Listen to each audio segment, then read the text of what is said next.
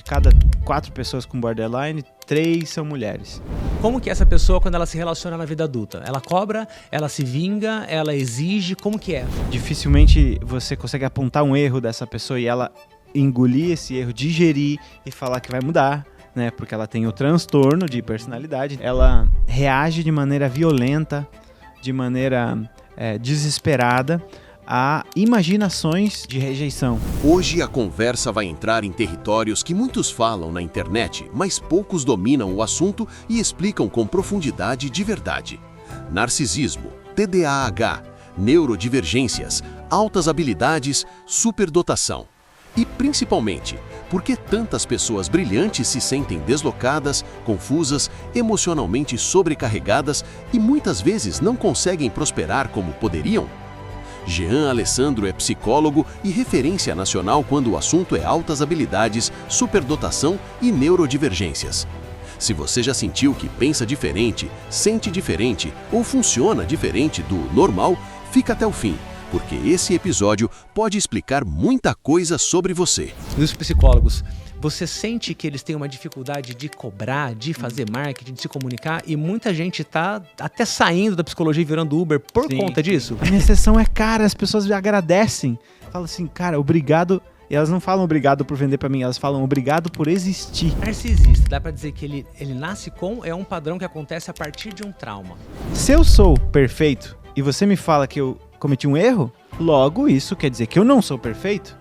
E isso quer dizer que tudo aquilo que eu criei como estrutura de vida colapsa. E é por isso que quando você vai criticar o narcisista, ele vira do avesso e te deixa maluco, assim, porque... Sejam todos muito bem-vindos a mais um episódio do Newcast, onde trazemos convidados especiais que dominam seus assuntos principais, sua área de atuação, e hoje aqui comigo, o psicólogo Jean Alessandro. Jean é um dos pioneiros quando se fala em altas habilidades, superdotação no Brasil. É um grande divulgador desse assunto, tem ajudado centenas de milhares de pessoas, não só no Brasil, mas como em todo o mundo, pessoas que falam a língua portuguesa e recebem os conteúdos do Jean através da internet. E hoje eu separei aqui alguns tópicos que eu já vou te contar para você ficar até o fim com a gente. Falaremos sobre narcisismo, TDAH, neurodivergentes e a dificuldade de fazer renda, de se organizar financeiramente, marketing e vendas para terapeutas e psicólogos, que é uma grande dor do mercado, pós-graduação e várias outras coisas que vão surgir no meio do nosso assunto aqui. Então, Jean, seja muito bem-vindo mais uma vez, meu amigo. É um prazer. Vamos começar por um assunto que está muito em alta na internet, se fala muito, tem muita gente falando que não entende do assunto, né? Tem os papagaios que ficam só repetindo coisas por aí. Como você é um profissional da área, vamos falar um pouquinho sobre narcisismo. A gente pode iniciar buscando um pouco da definição do que seria um narcisista? Sim. Então, a gente tem vários transtornos de personalidade. E o narcisismo é um deles, né? Primeiro a pessoa tem que entender o que é um transtorno de personalidade. Eu acho que o primeiro passo é explicar o que é a personalidade. A personalidade é o nosso modo padrão de reagir às coisas. Então, digamos que você tenha uma personalidade mais organizada, você reage ao mundo tentando ordenar o mundo. Você reage ao mundo sempre se planejando, precavendo coisas, sempre... colocando ordem, planejamento, estratégias e tal. Então tem pessoas que têm esse traço de personalidade que a gente chama de ordenhosidade, no inglês seria orderliness, né? É um traço que predispõe o indivíduo a ser organizado. E aí, a personalidade é justamente isso. Não importa o que você faça, esse indivíduo vai sempre ser desse jeito, vai sempre ser organizado, vai sempre tentar organizar, vai se sentir mal quando está na bagunça, por exemplo, vai ativar redes cerebrais relativas a nojo, quando ele vê bagunça.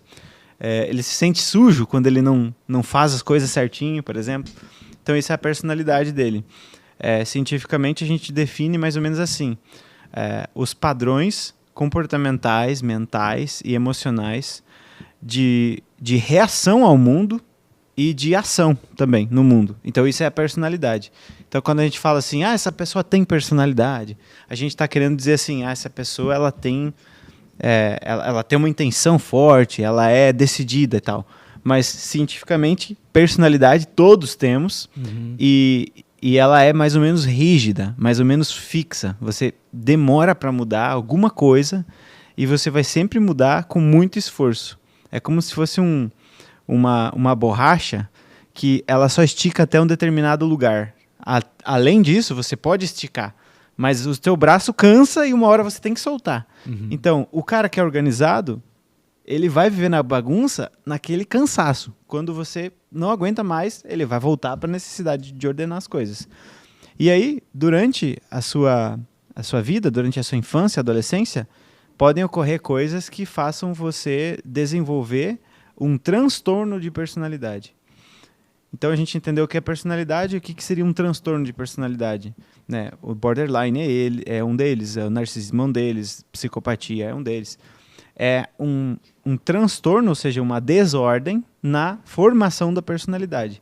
O que esse indivíduo vai ter? Dificuldade de se adaptar no ambiente.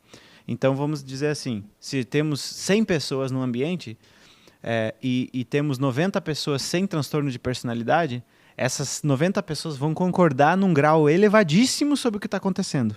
Significa que elas têm muito poder de leitura sobre o que está acontecendo e conseguem compartilhar as visões delas sobre o que está acontecendo com muita facilidade.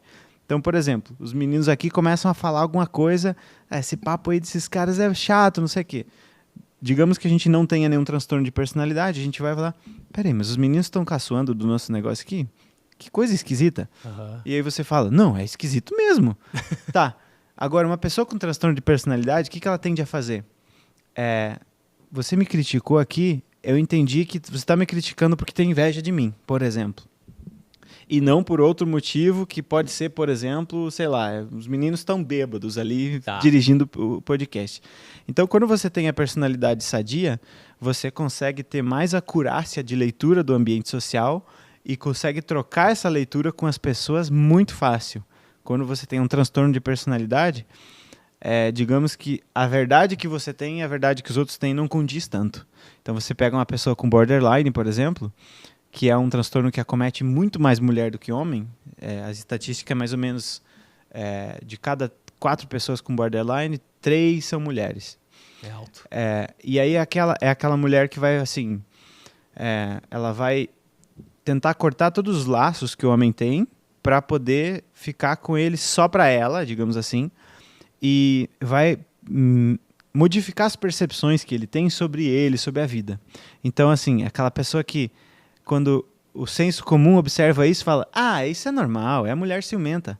Não é normal, não. Isso deixa a pessoa maluca, deixa a pessoa que ela está se relacionando maluca.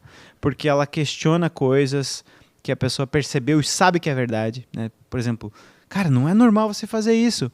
Como não é normal? Toda mulher faz isso. E aí ela destrói a percepção da pessoa que é sadia, digamos assim, não tem nenhum tipo de transtorno nessa percepção dessa pessoa, porque ela formou a personalidade certinho.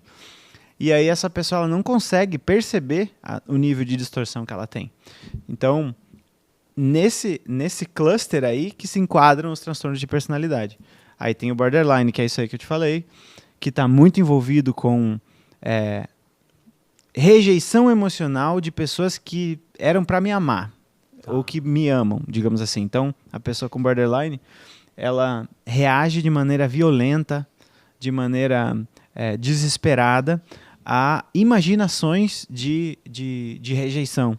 Então, não necessariamente você está rejeitando a pessoa. Por exemplo, você fala assim, eu sei que você toca também, né? Então, eu quero tocar minha guitarra lá no sábado. Suponhamos que a sua mulher tivesse borderline, o que ela falaria? Mas você não me ama, então? Porque no sábado à noite você não vai ficar comigo? Esse tipo de discurso. E aí, o que acontece? A pessoa vai cortando, vai deixando de fazer coisas, vai isolando. Quanto mais ela se isola, mais deixa de fazer coisas, mais a personalidade dela vai ficando, né, fraca. Então, essa pessoa começa a distorcer a percepção desse indivíduo, porque é o jeito que ela enxerga as coisas, né? É um transtorno, é como se fosse o TDAH, o autismo. É um transtorno que tem fundamentos neurobiológicos e que também tem, assim, uma força gigantesca do ambiente para disparar isso. O borderline, por exemplo, dispara muito no início da vida adulta, quando a pessoa começa a namorar e ter relacionamentos, assim, amorosos.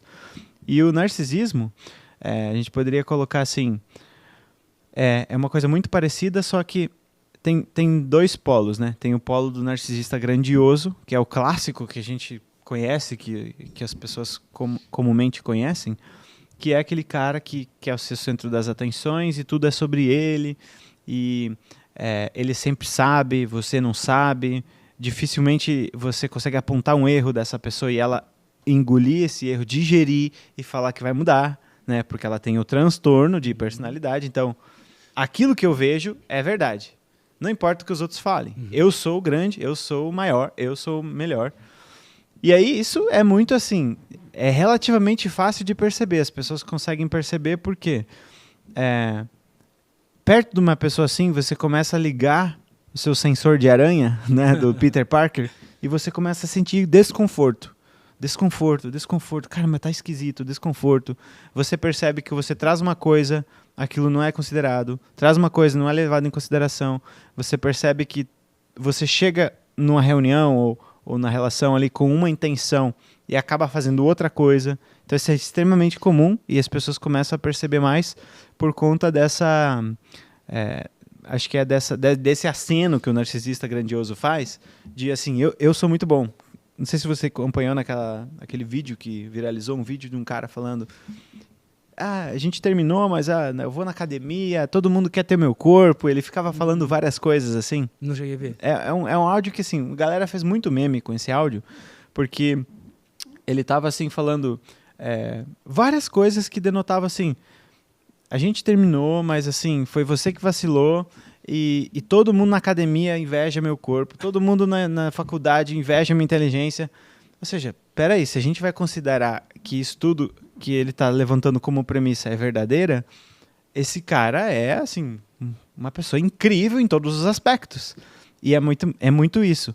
Então o narcisista grandioso é esse cara que ele sofre um trauma muito intenso, o ego dele para de se desenvolver normalmente, que normalmente teria que ser o quê? Quando você é adulto, você é capaz de absorver uma crítica e regular sua autoestima com base nessa crítica. Por exemplo, eu não sou uma pessoa extremamente organizada, mas verbalmente eu sou uma pessoa muito rápida. Então, se você botar eu para conversar num podcast, dar uma aula, vai ser boa. Agora, se você pedir para eu fazer um business plan para tua empresa, não vai ser.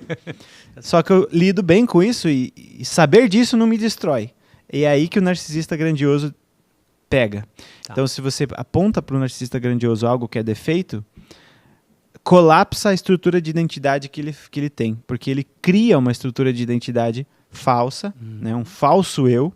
Esse falso eu que ele cria é justamente com o objetivo de ele é como se, assim, na infância ali ele recebesse algum ambiente tão invalidante, tão traumatizante, que se alia com as predisposições que ele tem, genéticas e tal, e que faz com que ele, como se fosse assim, tô com meu eu de criancinha aqui, 4 anos, minha mãe só me bate, meu pai sumiu de casa. Eu não consigo lidar isso, eu não consigo lidar com isso, não consigo digerir isso. Então o que eu faço? Eu crio um outro eu. Nesse eu que eu crio, eu não tenho esse defeito, essa vulnerabilidade. Então, é como se eu estivesse criando um eu onde eu sou perfeito e invulnerável. Só que, se eu sou ruim em organização e você me fala, olha como a cabeça do ser humano é lógica, né? Isso é fascinante. Se eu sou perfeito e você me fala que eu cometi um erro, logo isso quer dizer que eu não sou perfeito. E isso quer dizer que tudo aquilo que eu criei como estrutura de vida, colapsa. E é por isso que quando você vai criticar o narcisista, ele vira do avesso e te deixa maluco, assim, porque você tá... É como se você estivesse falando para uma pessoa, por exemplo, que acontece muito isso, né? Religião e política dá brigas homéricas e as pessoas ficam raivosas. Sim. Porque você está mexendo na identidade do sujeito. Ou seja, se eu acredito que Deus existe, eu regulo minha vida e minhas emoções com base nisso. Ou se eu acredito que o Lula é o salvador da pátria, eu também regulo minhas emoções, minhas esperanças e tal com base nisso. Se você me diz que é mentira, eu quero te destruir, fico com raiva, porque você está mexendo na minha estrutura de identidade. E é isso que acontece. Então esse é o narcisista grandioso. Agora tem o narcisista que é o mais escondido, que pouca gente percebe, que é o narcisista vulnerável. Esse é bem diferente. Então esse pode ser assim, pode ser aquela mãe que fala pro filho: ai filho, tudo é difícil para mim, seu pai não me ouve, Aí eu tenho dor nas costas, dor no queixo, dor no nariz, dor na boca, dor não sei o que, meu cabelo tá caindo e tal, tal, tal. E aí você não pode falar com seu pai por causa disso, disso, daquilo. E ela vai assim... É tudo sobre ele também, o narcisista vulnerável é tudo sobre ele, mas num outro sentido, num outro ângulo, num outro enfoque. É no enfoque do coitado, do vitimista. Então, essa pessoa, ela também quer ser o centro das atenções, mas ela quer que as pessoas sintam pena, que as pessoas passem a mão na cabeça dela, que as pessoas ajudem. E ela quer, sobretudo, que o sofrimento dela e o modo como ela percebe a vida tão difícil seja validado. Então ela traz uma narrativa de a vida ser extremamente difícil para ela, muito mais difícil do que para os outros. Então você vê o egoísmo ali, né? Que é justamente essa não maturidade do ego, né? Porque quando você é adulto, você é capaz de pegar seu filho no colo e dizer: meu filho está querendo jogar o joguinho e eu queria ver o jogo. Tá, eu posso ver o jogo depois no YouTube e eu vou... Porque ele consegue se organizar muito menos do que eu, então eu vou deixar para ele agora. Isso seria um ego maduro. Então essa pessoa não tem esse ego maduro, então ela diz, todo mundo tem que me cuidar, todo mundo tem que olhar para o meu sofrimento, e assim, o meu é muito maior do que o seu. Então fica essa competição assim de... E aí assim, as pessoas sofrem muito perto do narcisista vulnerável porque ele parece inofensivo, só que no final das contas ele gera uma codependência emocional absurda, né? Então os filhos, por exemplo, eles se sentem na obrigação de deixar essa pessoa feliz o tempo inteiro, e ela meio que cobra isso de forma implícita, e aí fica um sofrimento grande. E aí o que diferencia, por exemplo, né? Porque é uma pergunta que você me fez antes da gente começar. O que diferencia uma pessoa narcisista de uma pessoa que parece narcisista e não é?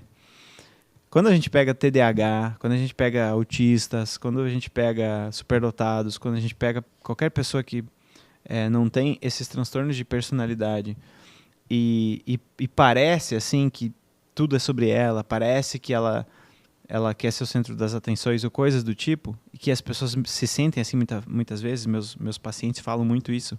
Eles falam assim, quanto mais eu estudo sobre narcisismo, mais eu acho que eu sou narcisista. Só que eles ficam se perguntando se eles são. Então eu falo assim, uma das diferenças primordiais é você se perguntar. Ter a dúvida. Ter a porque dúvida. O narcisista ele não cogita a possibilidade dele ter um problema, né? Não cogita. Ele vai falar que você é o narcisista. É muito curioso, assim, é muito curioso mesmo. O nível de distorção que a pessoa consegue fazer da realidade para sustentar a ilusão que ela tem. E aí, é importante dizer assim, qualquer trauma ele gera resquícios de traços narcisistas. Por quê? Porque o trauma emocional, a dor emocional, faz com que você fique com uma necessidade emocional não suprida. Então, por exemplo, um pai ou uma mãe que não foi presente, fica aquela figura de autoridade afetiva ausente. E aí você fica assim, buscando validação externa o tempo todo, por exemplo, porque você não teve o pai ali que encorajava e dava essa coragem e essa validação, né? É isso, filho, você vai conseguir e tal. Ou esse afeto materno, essa maternagem, né? Então você não tem uma dessas duas figuras, por exemplo, você fica com esse déficit e pode ir até 40, 50 anos. Eu atendo pacientes que têm filhos crescidos, já casados, e eles têm essa última camada da personalidade, como se fosse uma cebola, que não criou. Então eles ainda têm esse egoísmo assim, primitivo em algumas questões. A diferença é em algumas questões, relativo a alguns gatilhos, não em tudo, e a pessoa consegue modular isso. Então, se você sentar com essa pessoa e falar, olha, mãe, não é bem assim, a senhora tem isso, tem aquilo, olha a vida desse cara aqui, é bem mais difícil que a sua. Tal. Ela, é verdade. Então, essa capacidade de modulação é o que diferencia o transtorno de narcisismo de traços narcisistas. Tá.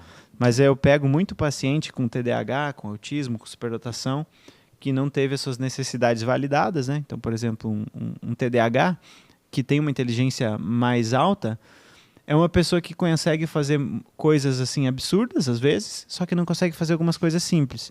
Em geral, essa pessoa é muito invalidada no trabalho, nos lugares onde ela faz as coisas. Atendi até ontem uma mulher assim, que ela não conseguia estudar, fazer as coisas tudo certinho como precisava na faculdade, mas ela ouvia, conseguia responder e tal. Quando foi para o trabalho, ela conseguia performar bem, e as pessoas todas achavam isso absurdo, Porque como que eu tô aqui, e aí que é o egoísmo dos traços de narcisismo, né, que todo mundo tem um pouquinho. Como que eu tô aqui estudando, eu tenho que ler esse livro dessa grossura e essa menina chega sem estudar e tira nota melhor do que eu? Como isso é possível? Ou, quando a mulher começou a trabalhar no hospital, a diretora do hospital odiava ela, porque ela chegava e ela assim, muito sensível, né? Como as pessoas que têm altas habilidades são muito sensíveis às dores dos outros. E ela ouvia muito as pessoas. E essa mulher odiava ela, porque ela era a diretora do hospital e ninguém admirava ela tanto quanto admirava essa menina que tinha acabado de se formar. Nossa. Então os pacientes falavam, médica loira, cadê a médica loira? Quero falar com ela. E vinha a médica morena, que era a diretora do hospital, e ficava com uma inveja absurda. Então, isso é uma coisa que você vai notar nas pessoas relativo ao passado delas, né? Tem algum registro emocional de alguma coisa que aconteceu que naquele ponto, no relacionamento ou na carreira ou alguma coisa assim, a pessoa tem lacunas de desenvolvimento emocional que ela ainda não completou. Então, não teve pessoas ali ajudando a construir aquela camada aquela última camada ali da personalidade dela. E aí, por isso, naquele ponto ela ainda é uma criança. É como se ela ainda fosse uma criança de 12 anos ali, precisando da aprovação e tal. No trabalho, por exemplo, quando eu comecei a falar de superdotação, eu ainda tinha uma insegurança muito grande. As pessoas falavam, mas você trabalha isso de uma maneira que eu nunca vi ninguém trabalhar. Não, tá errado. Tá errado, essas pessoas estão viajando e, na verdade, isso aqui é muito ruim e eu tenho que fazer melhor. Por que eu precisava disso? Porque não tive essa figura de encorajamento na adolescência e na infância. Eu tinha uma relação ruim com meu pai. E aí eu não tinha essa figura de, olha, isso aqui você fez bem, mas isso aqui não. Vamos regular aqui essa expectativa, vamos regular o nível de entrega, vamos regular a sua percepção. Porque a realidade, eu como adulto percebo muito mais do que você, e a realidade é que nisso aqui você é bom, nisso aqui não. A criança já está assim, eu posso ser bom em tudo, eu sou um lixo, né? Ela não consegue ter precisão. Então, essa é a diferença, né, de quando você pega um transtorno e quando você pega uma pessoa que tem lacunas para desenvolver, que depois que você desenvolve isso em terapia, a pessoa fica bem. Ela cumpre essa finalidade, ela cumpre esse final de desenvolvimento e a relação dela melhora muito com as pessoas e com o mundo. O TDAH, né, até onde eu vi, ele é uma condição que a pessoa nasce, né? Tem uma questão cerebral, mental, tem uma questão de liberação de dopamina, me disse isso. E o narcisista, dá para dizer que ele nasce é um padrão que acontece a partir de um trauma. Tá, eu acredito que os dois funcionam da mesma forma. Eu sou adepto daquela linha de pensamento do Dr. Gabor, conhece? Aquele cara é um cara famosinho aí nos podcasts gringos. Ele tem um livro chamado Mentes Dispersas, que fala sobre o TDAH. Conheço, pelo livro eu conheço. O Gabor Mate, não sei como é que fala o nome dele. Ele é um cara que tem TDAH e ele assim, a tese dele é incrível. Eu estava trabalhando mais ou menos com essa mesma tese sem saber que tinha alguém falando isso. Eu pensava assim, na minha história, por exemplo, eu vejo que até os 6 anos eu era uma criança que minha mãe falava, meu pai falava, todo mundo falava que eu era organizado, planejativo, sabe? Um monte de coisa que não condiz com TDAH. E aí depois, na adolescência, eu era um caos, assim, as coisas, assim, um caos do caos. E aí, o que ele vai falar, o Gabor? Ele vai falar que, por exemplo, a gente tem ali alguns genes que predispõem a você a ter uma hipofuncionalidade do córtex pré-frontal. E pode ser que tenha alguns genes ali, por exemplo, eu tenho um gene chamado gene do guerreiro preocupado, que tende a fazer com que você, sob estresse, fique com a cognição meio travada. Esse gene faz isso. Então, sob estresse, a minha cognição piora muito. Sob calma, a minha cognição fica muito maior do que quando eu estou sob estresse. Então, assim, o que vai acontecer com esse cara, com esse Giazinho aí, se ele tiver algum tipo de estresse intenso na infância, que eu tive, né? Meus pais brigavam muito na nossa frente, eles não sabiam o que estava acontecendo ali, como muitas pessoas que vão estar nos assistindo, né? Imensas quantidade de pessoas aí viveram com esse tipo de realidade e os pais achavam, essa criança aqui ela tá aqui, mas ela não tá entendendo nada. Só ouvindo, tá entendendo tudo. Taca o pau na discussão, vai embora. 2 anos a criança já tá entendendo absolutamente tudo. A hierarquia que tá acontecendo, se uma pessoa tá invalidando outra, absolutamente tudo. Ela entende tudo. E aí o que acontece? Por não entender isso, os pais discutem muito na frente das crianças, e no momento que os pais estão discutindo, a criança fica em alerta, né? Esse alerta emocional é o contrário do que a gente precisa para a criança ficar tranquila para explorar. Tem vários vídeos mostrando isso. A criancinha aqui brincando com objetos, e a pessoa fala, brinca aqui, não sei o que, legal isso. Aí chega uma pessoa e começa a falar com essa pessoa que estava incentivando a criança. O que vocês estão fazendo nessa sala? Não sei o que. A criancinha de 2 anos, ela para e fica assim, ó. E ela fica olhando pro brinquedo assim, ó. Trava. Ela trava. E ela começa a olhar para a cabeça das pessoas, começa a olhar para os rostos das pessoas, e principalmente para aquela pessoa que chegou gritando. Porque ela entende que aquela pessoa é uma autoridade. Então, eu chamo isso de figura de autoridade afetiva, assim. Bloqueou meus afetos, aquela pessoa. Porque ela é uma autoridade, que tem autoridade sobre o meu afeto. E se bloqueou o meu afeto, não posso explorar o ambiente. Então, eu pauso a exploração do ambiente até que essa pessoa saia do ambiente ou que eu perceba que as outras pessoas têm poder de neutralizar ela. Então, essa menininha do vídeo, ela fica olhando assim, é um vídeo que tem no YouTube. Ela fica olhando para a pessoa que entrou gritando, daí ela olha para a pessoa que estava incentivando ela. Daí ela fica comparando assim, para ver se essa aqui tá inibida por essa. Daí essa aqui sai, né? A mulher que grita sai. Aí ela começa a pegar de novo o brinquedinho. É incrível, é automático. Saiu, ela começa a pegar o brinquedinho. Aí dá um barulho na porta, ela solta. Nossa. Então é isso que acontece. Parece a experiência dos cães de Pavlov, né? O primeiro sinal, a primeira campanha que bateu... Opa, esse som pode ser aquilo é um perigo, aquilo é ruim, trava, exatamente, para. É um estímulo. Uau. Então, assim, o nosso tudo que diz respeito ao ser humano é desenvolvido na relação social. Porque se eu te perguntar o que é possível, o que é impossível, você vai dizer com base nas pessoas que você conhece. Né? Você é mentor de negócios, aí... Quanto que é possível eu faturar, meu Cassim? 1 milhão por mês, 2 milhões por mês. Com base no quê? Eu vi um cara lá, um cara lá, um cara lá, um cara lá. Agora, se você vê um cara que fatura 50 milhões por dia, você vai falar, cara, é possível até chegar a 50 milhões por dia. Fato. Então, é louco isso, né? Porque as pessoas emprestam para elas a realidade mental delas pra gente, né? Então, E aí, o que acontece? O TDAH, na minha concepção, o autismo, não sei se é tanto assim, não. Mas o TDAH, eu acho que assim como o narcisismo, o borderline e algumas outras questões assim. Eu vou ilustrar isso com o caso do meu filho. Quando ele tinha 2 anos, todo mundo falava que ele tinha TDAH, a gente levava ele em avaliações. Mesmo eu sendo psicólogo, eu gostaria de outras pessoas opinando, né? E as pessoas falavam, não, tem altas habilidades e TDAH. Todos os lugares que a gente levava. E assim, a gente tinha até um medo de sair jantar fora, comer fora, eu e a Dani, porque tinha que deixar ele em cima da mesa, pulando, sabe? Ou era na tela, ou era pulando em cima da mesa. E assim, não é uma coisa que você olha e fala, não, esses pais estão com preguiça. Eu não estava com preguiça, eu me dispunha às vezes a não comer para tentar manejar ele. E não conseguia.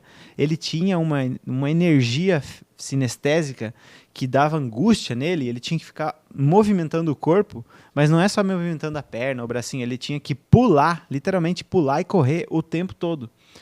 E era uma época que eu e a Dani, a gente estava passando por muita transformação emocional, porque do nada eu estava lá no serviço público, eu planejava fazer conteúdo na internet, mas do nada eu estava lá e de repente, assim, 3, 4 meses depois, vinha gente falando assim, Jean, eu quero fazer consulta com você porque você é a referência nacional em HSD. Então, a minha cabeça, assim, ela foi virada do avesso nessa época.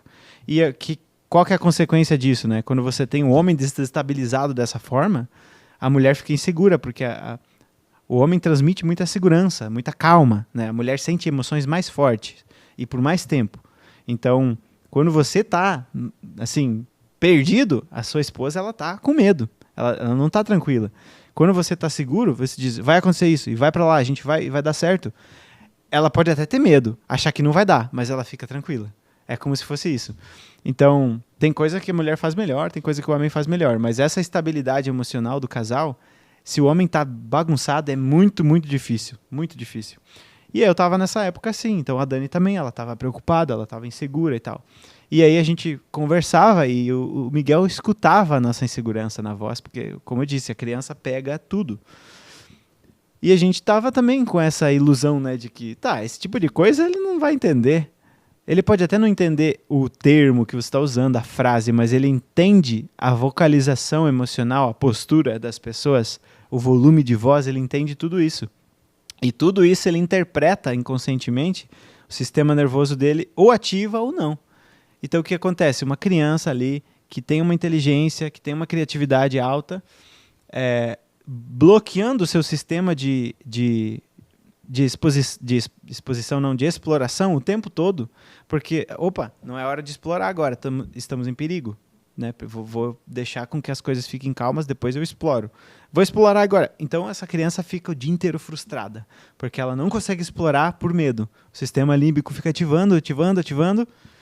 E aí, quanto mais isso acontece, às vezes é uma coisa tão difícil da criança lidar, que ela começa assim, tá bom, o cérebro dela diz assim, tá bom, então eu vou desligar daqui. Aí a criança fica desatenta. Né? Eu vou desligar daqui e vou ficar no mundo de Nárnia. Isso é uma coisa que já acontece com a criança um pouco mais de idade, assim, tipo 4, 5, 6 anos. Ela começa a desligar do ambiente, porque assim, ficar presente é muito angustiante. Então eu desligo e vou para a imaginação, e vou para o pensamento e fico lá. E aí o que acontece? Vai consolidando esse jeito de funcionar, conforme o tempo vai passando. Então se você tem uma infância dos 2 aos 15 anos assim, é óbvio que o seu cérebro não vai funcionar da mesma forma quando você tiver 15 anos. E é óbvio que você estar aqui e perceber as coisas como elas de fato são, é doloroso. É muito melhor ficar no mundo da lua, ficar desatento, ficar em outro lugar. Né? É muito melhor não estar presente, porque o presente, eu discordo veementemente do budismo nessa linha, né? Ficar no presente sempre.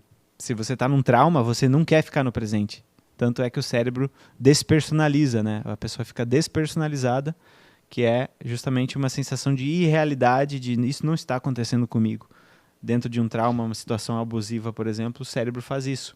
Desliga o senso de que você é você ou de que a realidade é real para você suportar. Então, sai do presente. E é isso que acontece com as crianças.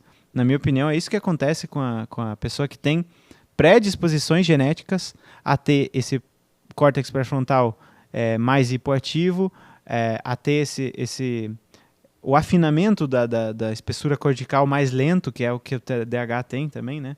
Tem em comum com o superdotado, isso inclusive. Então, assim, uma pessoa está madura, seu cérebro, 23, 24 anos, a pessoa que tem TDAH vai ser com 29, 28.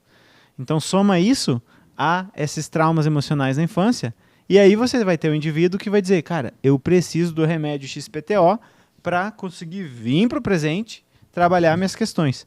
Só que muitas pessoas que têm TDAH com 40, 50 anos, com 35 anos, que fizeram terapia, um processo ali, e têm um relacionamento afetivo assim, saudável, elas vão te falar em algum ponto da vida assim, eu acho que eu não preciso mais do medicamento.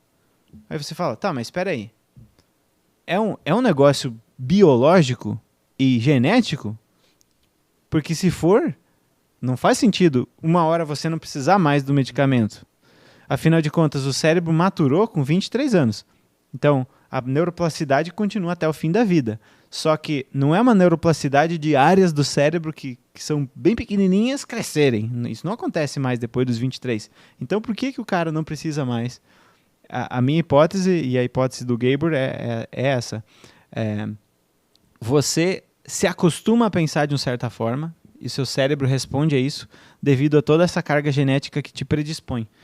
Então, tem muita gente que fala isso, né? Muitos americanos que falam isso, assim. O TDAH, assim, é um negócio que você olha e fala... É um negócio que tem carga genética, tem carga biológica, mas não dá para dizer que é um transtorno biológico, neurobiológico, que não vai ter nenhum tipo de interação com o meio, porque eu desafio algum terapeuta que está aqui me provar o contrário. Pega um paciente que você tem TDAH aí, um paciente que você atende que tem TDAH, e descreve um caso de uma pessoa que não tenha tido essa infância, sabe, estressante, o estresse crônico na infância, na primeira infância. Eu nunca atendi, nunca atendi nenhum. Assim que, cara, eles dizem, né? Aí que o terapeuta muitas vezes cai nessas viés, né? Eles falam, não, minha infância foi tranquila. Tranquila como? Aí o cara começa a descrever um baita de um caos. Meus pais brigavam, mas assim, normal. Normal. São normal. Às vezes não sei o que, mas normal. Ele normalizou e parece assim, né, Jean? Que quando ele vai trazer essa fala, já é o personagem que ele criou. Ele nem acessa o real, né? Exatamente. Não tem como você achar que não é normal aquilo. Talvez os avós tinham aquele tipo de relação, os pais também, e ele também tem. Aquilo é normal. Isso é extremamente comum. Eu atendi vários adultos que a gente fazia uma psicoeducação e mostrava como que tinha pessoas que se respeitavam seus próprios limites. O marido ligava e falava, hoje eu vou ter que ficar até as 2 aqui no trabalho, tá? Tá bom, amor, tá bom. Amanhã a gente se fala, tchau. Como assim? A tua mulher não vai brigar com você? Né? Mas o normal é outra coisa, né? Ou a mulher falar assim, eu vou sair com uma amiga minha. E o cara, tá bem, quer que eu te busque? Ou vai voltar de Uber? Como assim? Ele deixa? Como deixar? Ele não é dono da minha vida? Entendi. Né? Então você fala isso para algumas pessoas, elas ficam assim, caramba, existe isso? Existe relacionamento onde as pessoas respeitam o espaço do outro e deixam a pessoa perceber o mundo como ela realmente percebe, sem tentar mudar, sem tentar controlar? Existe. Então, aí, esses caras, eles falam que isso é normal porque é o normal deles, é a única referência que eles têm. Só que, quando você começa a olhar como um investigador, que é o que o terapeuta tem que fazer, né? Tá, o que é esse normal? Eu quero saber o que é esse normal que ele está me falando. Me define esse normal, por favor. Descreve para mim. Me e conta, né? E aí a pessoa vai descrevendo... vou desligar aqui o negocinho. Barulhinho bom. Esse barulhinho da Hotmart. Barulhinho da Hotmart é barulhinho bom. Eu deixaria ele tocando a aula inteira, que daqui a pouco a gente vai conversar com os psicólogos que precisam vender. Brincando. Vamos deixar... Deixa aí, deixa o barulhinho bom. Quantos barulhinhos tem enquanto a gente conversa? Boa. Jean, sem querer te cortar, se precisar concluir, você conclui. Eu queria voltar num ponto. Eu fui listando umas coisas na minha cabeça quando você foi falando para não te interromper. E, cara, que baita explicação que você trouxe. Eu queria te perguntar o seguinte. Na verdade, sobre esse ponto. O TDAH, então, na sua visão, ele é uma coisa que, se a criança tem uma excelente infância, ainda que ele tenha predisposição, se ela tem uma excelente infância, não passa pelos traumas ou por todos os grandes traumas, ela pode se desenvolver normalmente. Sim. E na vida adulta, não demonstrar nada de um TDAH. Por outro lado, agora vamos lá, uma criança que não tinha a predisposição, mas vive num ambiente extremamente estressante e agressivo, ela desenvolve esse TDAH na adolescência ou vida adulta por conta do próprio ambiente. Chegou nessa conclusão. É mais ou menos por aí. Então, assim, quando você está estressado, ansioso, qualquer coisa, a primeira coisa que vai destruir é a tua capacidade de sustentar a atenção, por conta daquele motivo que a gente falou, né? Grita com uma criança de 3 anos e fala para ela fazer um bloquinho. Aí você vai ver. Ou pega um adulto mesmo, que tá em jogo a carreira dele se ele fizer uma prova e errar uma questão ali. O que acontece com a cognição desse indivíduo, com a atenção dele? Todo mundo que está aqui é adulto o suficiente para saber que isso não é besteira, né? O que as pessoas podem, às vezes, criticar e achar, não, os caras estão falando que trauma gera um transtorno de neurodesenvolvimento que é genético. Não é isso. O trauma vai fazer... chama epigenética isso, né? O trauma vai pegar aquela genética que tem lá o afinamento do córtex pré-frontal demorado, o sistema límbico extremamente exacerbado, a pessoa ter ali, por exemplo, um gene como esse que eu falei, que te dá estresse sob situações de pressão, etc. Ele vai pegar isso e vai ligar isso tudo, vai fazer com que esses genes se manifestem, né? Que é a epigenética. Perfeito. E aí é isso. Então... É exatamente como você falou. Tem pessoas que têm uma predisposição genética baixa e vão manifestar desatenção absurda, dificuldade de autorregulação absurda, dificuldade de funções executivas absurda. E você vai ver, a infância dela foi extremamente traumática. E tem pessoas como eu, pega no meu teste genético lá, o meu score de probabilidade de autismo e TDAH é bem grande, os dois, e eu tive essa infância estressante. Então, manifestou alguns traços e características ali do TEA, bem poucos, principalmente nessa questão de social, relacional, mas do TDAH manifestou todos que é possível, exceto a hiperatividade física, assim, que eu fico aqui, minha cabeça fica borbulhando. Mas é mais interno. E, nesse caso, o narcisista tem predisposição genética ou ele é extremamente... ele acontece por trauma, por ambiente? O narcisista em si? Eu acho que é muito parecido. Como a gente estava falando da personalidade antes, a personalidade tem uma predisposição assim, biológica forte, porque cada um dos traços do Ocean, né, do Big Five, do modelo Big Five, abertura, experiência, neuroticismo, que é a capacidade de processar emoções negativas e quanto isso elas te afetam, a estabilidade emocional, a abertura, experiência, que é a criatividade, a conscienciosidade, que é a diligência e a organização. Esses traços todos, eles não são por acaso, eles respondem a sistemas cerebrais. A amabilidade, por exemplo, foi estudada como um correlato neural do comportamento de maternagem. Né? Aquele comportamento de se preocupar com o outro é um dos traços da personalidade, que é a amabilidade. Então, pessoas altamente empáticas, se você for olhar, tem estruturas cerebrais ali que correspondem a esse processo de se preocupar com o outro, de empatia. Por exemplo, tem o fascículo uncinado direito, que é um trato ali de substância branca no cérebro, que é responsável por isso. Se você lesiona isso, tem estudos demonstrando que baixa a empatia da pessoa, baixa a preocupação dela com a dor do outro, etc. Então, tem correlatos neurais, esses correlatos neurais têm também uma predisposição biológica. Então, é a mesma coisa. Tá. Você pega uma pessoa, por exemplo, com uma amabilidade muito baixa e bota uma infância estressante ali, traumas intensos, um abuso, por exemplo, a probabilidade dessa pessoa ter uma conduta antissocial é gigantescamente maior do que uma pessoa, por exemplo, como eu, que tem, desde criança, você vê, pergunta para meus pais, desde criança eu me preocupava absurdamente com os outros. Tem uma cena que meus pais contam, que eu tinha 2 anos e meu avô vendeu a casa para ir para a cidade, a gente morava no interior, e aí veio um cara, que era nosso vizinho lá, pegar a casa do meu avô, que era de madeira, desmontar a casa, botar num caminhão e levar. Eu chorei o dia inteiro, porque o cara estava roubando a casa do meu avô, onde é que meu avô ia morar. Então você vê, é uma criança que já tem, o cérebro dela está começando a formar, mas ela já tem a sua personalidade ali, sabe? Outro exemplo, eu tenho esses calos na mão aqui, minha mãe falava que eu com 3 anos ficava fazendo... e não tinha como me segurar, assim. eu falava, eu vou fazer, e se não me deixassem, o negócio ia ficar feio. Eu vou fazer uma espada aqui, vou fazer uma espada do Thundercats com uma faquinha e uma madeira. Aí eu ficava lá, às vezes 1 semana, esculpindo aquela espada. E é uma coisa que eu tenho hoje. Se você falar pra mim, Gia, dá pra fazer isso aqui, aquilo lá, eu vou dizer assim, então eu vou fazer isso. Daí você vai falar, tá, mas vai levar 10 anos. Não interessa, eu vou fazer. E é uma coisa que eu tinha já com 3 anos. Uhum. Então, a nossa personalidade, ela já tem certas características que a gente pode aproveitar, né? Como você falou da renda e tal, a gente tem que aproveitar isso, mas é a mesma coisa. São traços de personalidade que te predispõem a uma menor amabilidade, uma menor empatia. Eu conheço pessoas que, assim, eu tenho certeza que tem narcisismo ali, e olhando na história, é batata. Um abuso...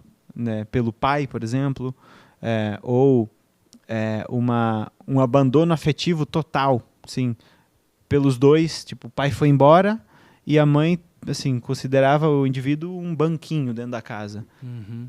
Cara, o que vai acontecer com esse sistema emocional dessa criança, né? Ele vai fazer isso.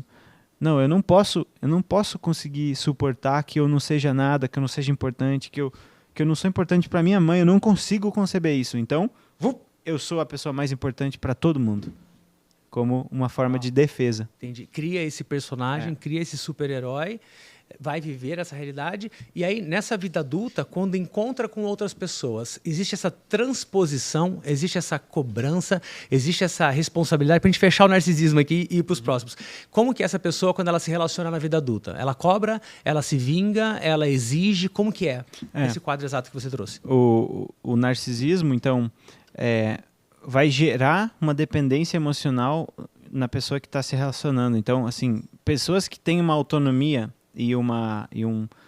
pessoas que têm um apego emocional seguro, um traço de... Não é apego emocional, como é que chama? Putz, esqueci. Eu ouvi lar emocional uma vez na vida. Não sei se tem relação com isso, não. Lar emocional, um lugar seguro da hipnose, tem relação com isso ou não? Não. é a forma como você... a teoria do apego do Bowlby é assim, tem o apego seguro, o apego desorganizado, o apego ansioso. Tá. E aí o apego seguro seus pais te davam um afeto e uma situação ali onde você entendia que você era importante para eles, mas você entende que você não é a coisa mais importante do mundo também. Ok. Então esse é o apego seguro. Tá. É traço de apego seguro. Agora um traço de apego desorganizado você não sabe se os pais amam, se não amam. Tem pai, uma hora não tem ninguém. Então essa criança ela tem desorganização afetiva com relação às relações. O ansioso assim, fica sempre demandando.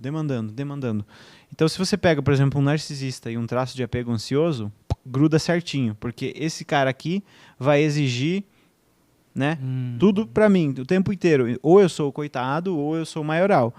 Essa pessoa aqui, ela vai precisar de validação e não sei o que, de que você fale que você é importante, não sei o que. Então, essa pessoa que vai falar assim, você é importante, você é o maioral, você não sei o que. Aí a pessoa faz algo que ela não quer, você é um lixo. Aí a pessoa vai lá, dá atenção, porque não sei o que, meu amor, blá, blá, blá. Então, é isso que acontece. A pessoa causa essa dependência emocional. Então, a pessoa que tem o transtorno narcisista ou borderline, por exemplo, ou até psicopatia, ele bate o olho em você assim, ó, ele te escaneia. Eu já entendi onde eu posso pegar o Cassim. Já entendi onde dói.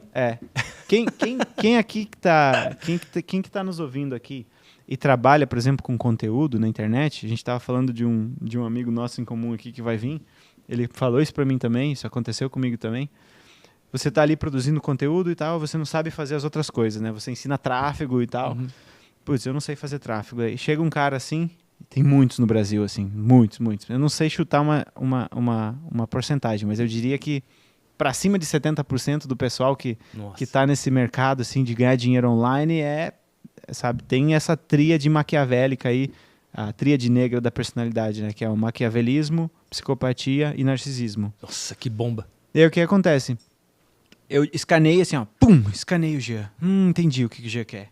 O Jean quer... E é incrível, cara. Você nem fala, as pessoas percebem. O Jean quer ficar sozinho em casa, estudando e lendo o dia inteiro.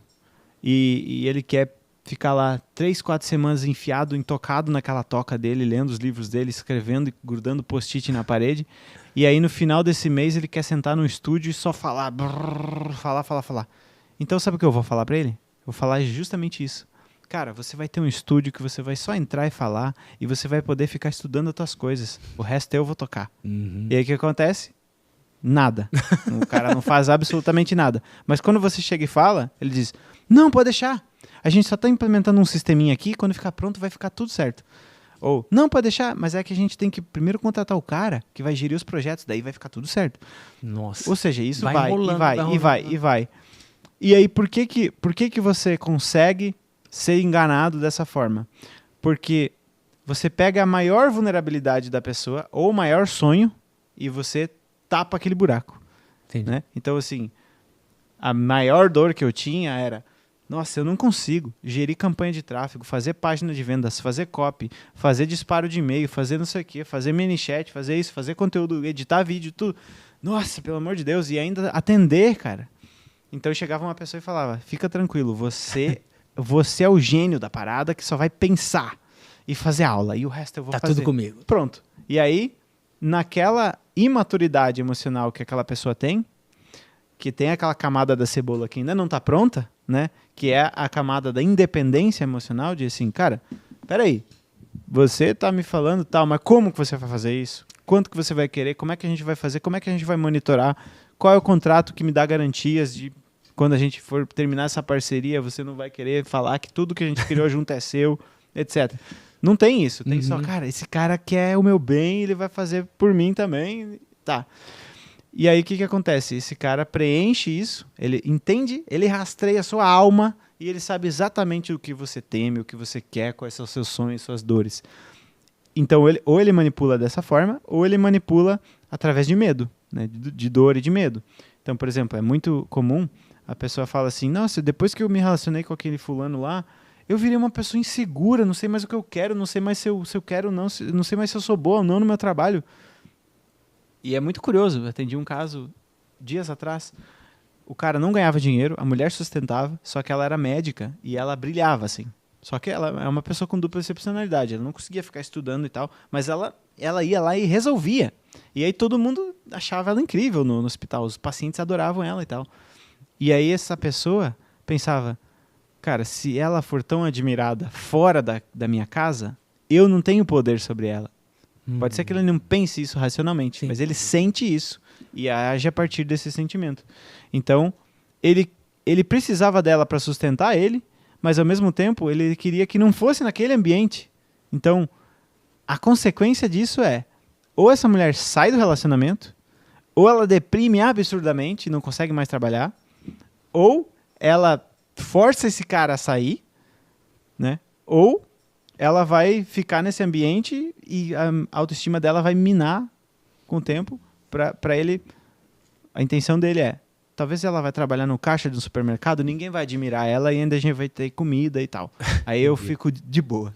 É aquela coisa de querer destruir o outro, diminuir o outro, para que essa demanda dessa pessoa seja atendida. Exatamente, Então, assim, muita gente que está ouvindo aqui talvez tenha, por exemplo, alguma inteligência, alguma criatividade acima da média e não consegue crescer de jeito nenhum porque as relações da pessoa impedem isso de forma, assim, impossível de você se desvencilhar, sabe?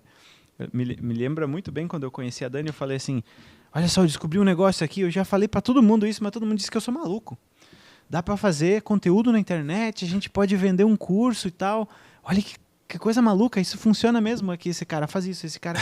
Ela falou assim, então vamos fazer isso. Aí eu fiquei assim, ó, até assustado. Eu falei assim, ué, você não vai falar que eu sou maluco e que isso não vai dar certo? Assim, eu tô acostumado com isso. Eu falei assim, tipo, deixa eu ver se eu tô aqui mesmo, se eu não tô sonhando.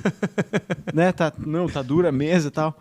Porque o que acontecia? Era sempre uma coisa de, assim, e se ele ficar assim, ele vai ser conhecido.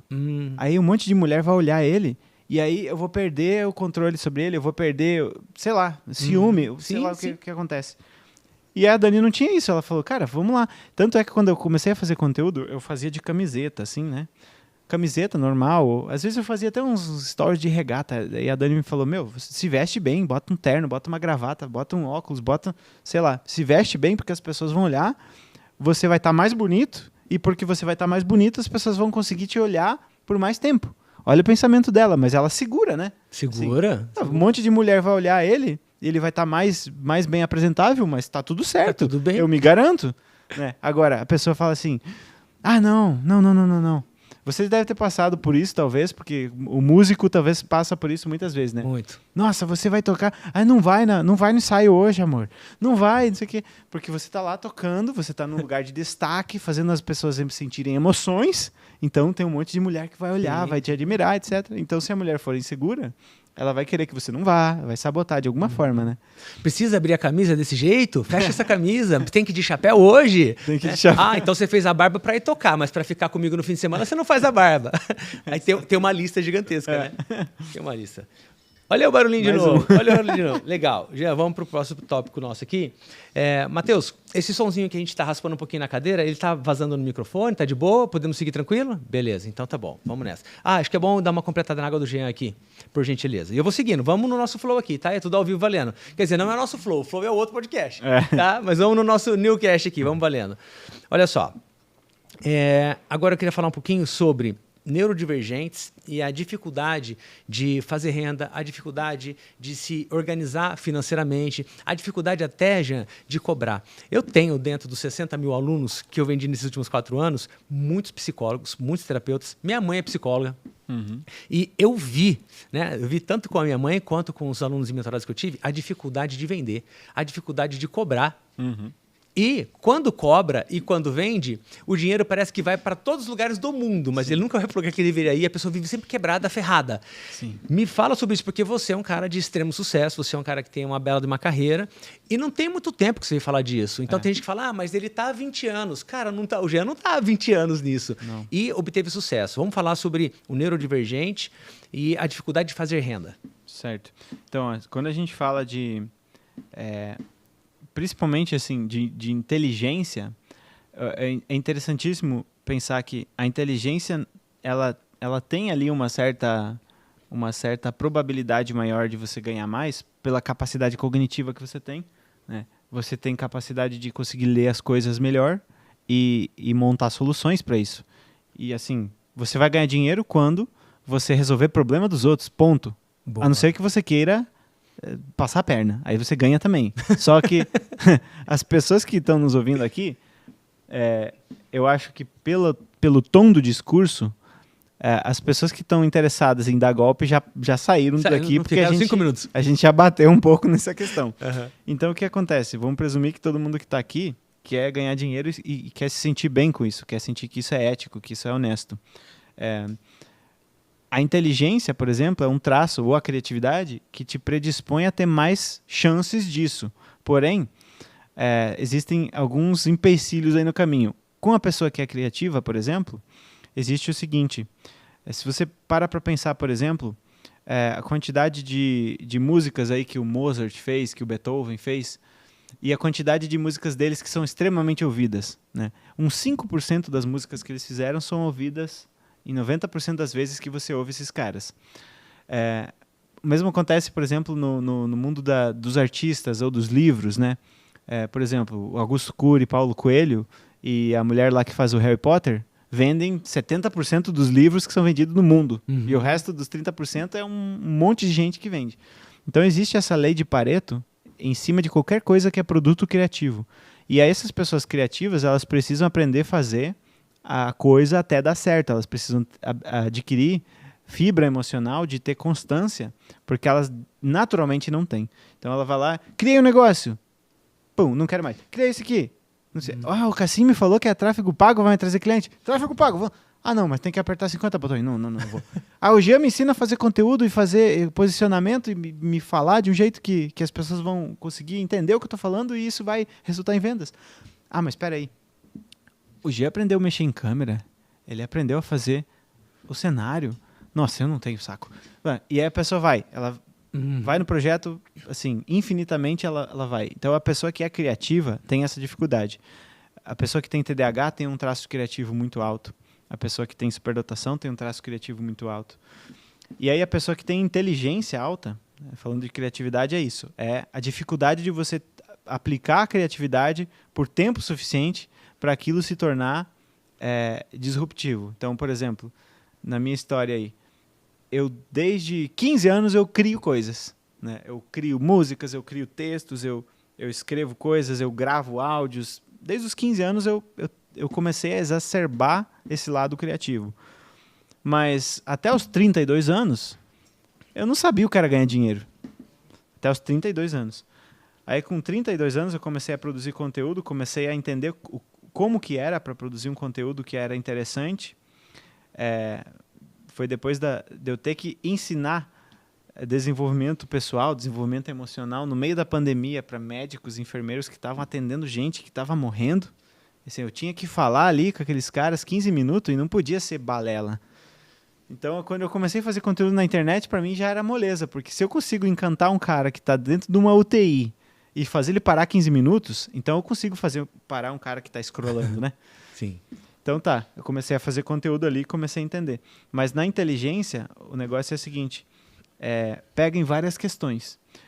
Então, por exemplo, em 2021, quando eu comecei a fazer conteúdo, eu já tinha condições de fazer o conteúdo que eu faço hoje. Né? Eu trouxe aqui a câmera para mostrar, os meninos estavam olhando, nossa, essa câmera é muito boa e tal. Naquela época eu já tinha condições de fazer o conteúdo que eu faço hoje no nível de qualidade estética e tal, porque eu já queria fazer isso. Mas eu não conseguia comprar a câmera, porque eu ia ter que trabalhar 12 meses para comprar a câmera que eu tenho hoje. Só que naquela época, eu não tinha ninguém para me ajudar, então eu tentava. Eu pegava lá uma câmera e uma lente que nunca iam dar o resultado que eu precisava, e eu falava para Dani, vamos ficar aqui até a gente encontrar o negócio perfeito. E aí eu lembro que às vezes a gente ficava uma madrugada, ou uma tarde inteira, das 2 até as 7 da noite, tentando botar a luz, aquele softbox comumzinho com aquela lâmpada. Sim. Cara, era um negócio que não tinha como, não ia funcionar, porque a qualidade que eu queria na minha cabeça exigia, sei lá, uma câmera e uma lente de um valor estratosférico para mim na época. E a mesma coisa acontecia com o conteúdo que eu fazia. Eu queria fazer um vídeo para YouTube, o exemplo que eu tenho mais interessante eu queria fazer uma série de vídeos sobre procrastinação. E aí, eu bolei assim, iam ser 4 vídeos. Um sobre o que é, um sobre as causas, outro sobre tratamento, outro sobre não sei o quê. E aí eu ia fazer isso para cada tema. Esse era o meu plano em 2020, eu acho. Então, assim, cada mês vai ter um tema no meu canal do YouTube. E cada tema vai ser 4 vídeos. Né? O problema, a solução, isso aqui. O que aconteceu? Não sei quem é esse. Se atender, fica tranquilo.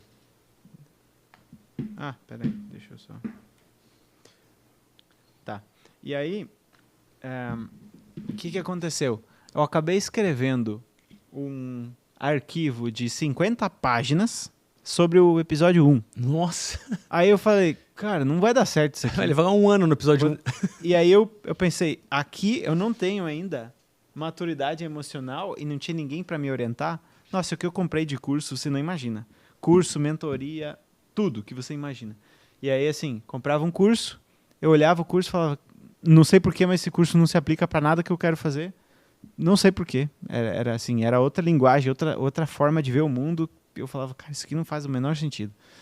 Aí eu comprava uma mentoria, tá lá, vamos lá, mentoria, 60 mil por ano, vou te ensinar tudo, não sei o que. Chegava lá, pum, ué, cadê o mentor?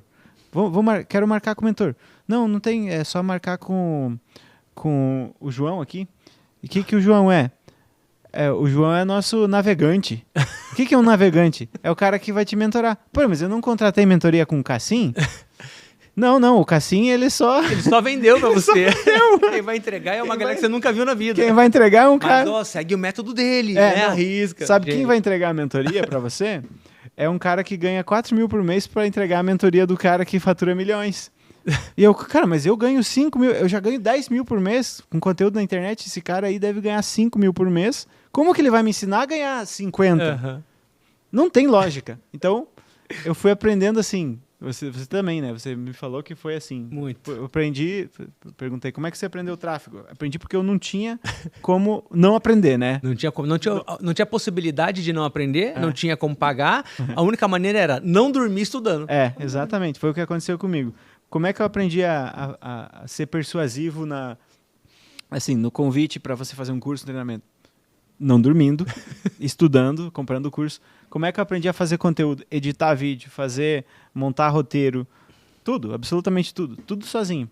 A única coisa que eu não aprendi foi tráfego, justamente. Que foi um negócio que a gente estava conversando ali, que você veio e fez melhor do que ninguém tinha feito pra gente. Mas a única coisa que eu não sabia fazer do negócio inteiro era tráfego.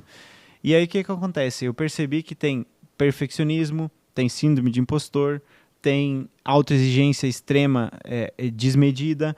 E eu acho que tudo isso, para mim, na minha cabeça agora, eu consigo entender que é tudo muito fácil de resolver. Só que quando você está sozinho, é literalmente impossível. Porque você... Assim, eu estava conversando com uma paciente ontem, né? Ela falando assim, nossa, eu compro livro, que coisa ridícula que eu sou. Olha, eu compro livro, e não consigo ler nada. Eu falei, eu também. Ela, Eu sim. E ela, tá, mas por que você compra os livros? Porque se eu quiser uma hora consultar alguma coisa que tem naquele livro, eu vou lá e abro, eu tenho ele. Boa. Eu não preciso ler tudo. Ela, nossa, que alívio. Olha só. Aí eu falei pra ela, sabe onde é que eu aprendi isso? Com o professor tal, que eu assisto as aulas dele, ele também falou, mostrou a biblioteca gigante dele e falou assim, você compra livro e acha que tem que ler? Cara, para com isso. Meu. Você tem que ter a biblioteca sua para consultar. Você vai ler o livro que você quer, porque você gosta e precisa ler aquilo. O resto você deixa ali, porque você precisa, são suas ferramentas de trabalho. Então, assim, você estava achando um negócio inadequado. A pessoa falou que não era, e você disse, agora estou bem com isso. De onde que essa pessoa tirou isso? Do mentor dela, que também falou que não é inadequado. De onde que esse cara tirou isso? De algum livro que ele leu, possivelmente. Acho que esse cara que eu assisti o vídeo tinha lido aquele livro sobre a vida intelectual daquele padre. É um livro sobre um cara que fala assim, como que é a vida intelectual? O que você tem que fazer? Tem que ler de que jeito? Estuda de que jeito? Etc. Então, assim, eu digo como que é, porque eu já fiz, já vivi, já me dei bem com aquilo, já funcionou. Aí falo pra você, você diz, é assim? É muito fácil, literalmente assim, eu empresto a minha realidade para você, você consegue acreditar nela e viver. Só que é muito difícil porque essa galera não consegue ter, principalmente se você é criativo ou inteligente, ou se você funciona de outra forma, por exemplo, com relação ao TDAH. O TDAH vai lá, Tá, a primeira coisa que você tem que fazer é um planejamento estratégico, colocar tudo no Trello. O TDAH vai falar assim, ferrou, já era, vou viver pobre o resto da vida. A hora que você falou Trello e ele abriu, ele teve uma convulsão, né? Porque assim, o TDAH, o que ele quer fazer? Ele quer que alguém faça isso para ele, ou ele quer que alguém ensine como ele consegue fazer isso, né? Como é que eu consigo? Tá, me ensina uma forma divertida de planejar as coisas, aí eu vou planejar, senão eu não planejo. Então, para mim, no caso, né, pro Jean, ou alguém faz para mim, ou eu torno divertido. Senão, não tem como. E aí a pessoa diz, mas eu comprei o curso e o cara me falou lá que eu tenho que fazer... tenho que fazer todo dia, anotar num relatório todas as coisas que eu fiz, que eu não fiz, listar todas as tarefas, ir riscando e fazer um pomodoro. Cara, esquece isso aqui, não funciona para mim. Então, assim... eu acho que tem pouquíssimas pessoas dispostas a ensinar essas pessoas, né? O TDAH tem isso. O autista, por exemplo, ele já se dá muito melhor com essa coisa de planejamento, com essa coisa de colocar as coisas no papel, de estruturar, só que ele tem outras dificuldades, né? Dificuldades de socialização, dificuldades de entender as necessidades do outro. Então, digamos que seja aí um psicólogo que tem autismo. Às vezes ele vai falar com o paciente ali, com o prospecto, que pode ser um cliente, ele não sabe como falar com essa pessoa para mostrar para essa pessoa que passar pelo processo terapêutico com ele vai fazer muito bem para ela. Às vezes ele não consegue... Assim, eu falo de um jeito, por exemplo, que eu gostaria de ser atendido, mas eu não sei como é que a pessoa está sentindo isso. Às vezes eu estou sendo muito incisivo, às vezes eu estou sendo muito grosso, às vezes eu estou sendo... assim, excessivamente empático e tô atendendo a pessoa no WhatsApp sem cobrar, sei lá. Então, assim, essas pessoas, elas não têm muita ajuda, às vezes, para fazer quase nada desse mundo aí né, de conseguir... Elas não têm mentores, né? Isso é verdade, elas não têm ninguém que ensine. O que eu percebo também, Jean, pelo fato de ter essa dificuldade, pelo fato de ter uma inteligência acima da média e pelo fato que você trouxe aqui delas abandonarem com frequência, sempre a próxima dopamina, né? Vai um pouquinho, mas tem um grau de dificuldade. E vai, abre várias tampas e não fecha nenhuma, né? Gira vários pratos e não volta para continuar girando. Essa desistência, que eu acredito que é um grande fator impeditivo de alguma coisa acontecer. E vamos entender assim, então, um primeiro passo para essas pessoas seria... Entenda que para você vai ser um pouquinho mais difícil mesmo. Não vamos romantizar isso aqui. Cara, vai ser. Você tem que querer o suficiente para suportar um pouco desse desconforto, porque depois dessa ponte tem um mundo maravilhoso, que é quando você usa a tua inteligência para criar um produto, criar um serviço, ajudar outras pessoas. Talvez tenha alguém ali que possa mentorar alguém em criatividade, em produtos e tudo mais. Então... o neurodivergente com dificuldades, entender o primeiro passo, entender que para ele é mais difícil e encarar esse difícil para poder, pelo menos, ter o primeiro resultado, a gente pode partir daqui. Exatamente. Então, vamos pegar o meu exemplo. Cara, quando eu comecei a fazer conteúdo, eu vi várias pessoas começando na mesma época. Por exemplo, conheço pessoas que não têm TDAH e que também têm uma inteligência acima da média, que ficaram, assim, extremamente estratosféricos, milionários, assim, de uma maneira absurda. Assim, enquanto eu estava ali tentando ajustar a câmera. E aí, o que você precisa entender, né? Tem um caso específico que eu acompanhei desde que a pessoa tinha, sei lá, 30, 40 mil seguidores, agora ela tem centenas de milhares de alunos.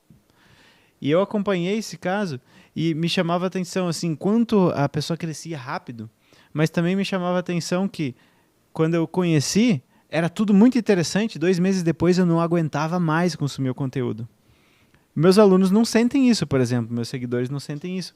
Então, assim, você tem que entender que tem coisas que você não é bom, só que tem coisas que você é. Então, hoje, para mim, por exemplo, apesar de ser muito difícil algumas coisas de organização, planejamento e tal, hoje em dia eu consigo pagar uma pessoa para fazer isso e eu consigo fazer o conteúdo que eu vou lá e falo, tá, esse negócio aqui, esse negócio, já falei 3, 4 vezes, agora eu quero trazer algo novo. Então, assim, talvez essa pessoa que cresceu estratosfericamente também olhe pro meu conteúdo e fala, nossa, que interessante, cara, eu queria fazer algo novo assim toda hora. Não consigo. Eu tô sempre repetindo as mesmas coisas porque, não sei, eu não sou uma pessoa criativa, sei lá. Então, o que acontece?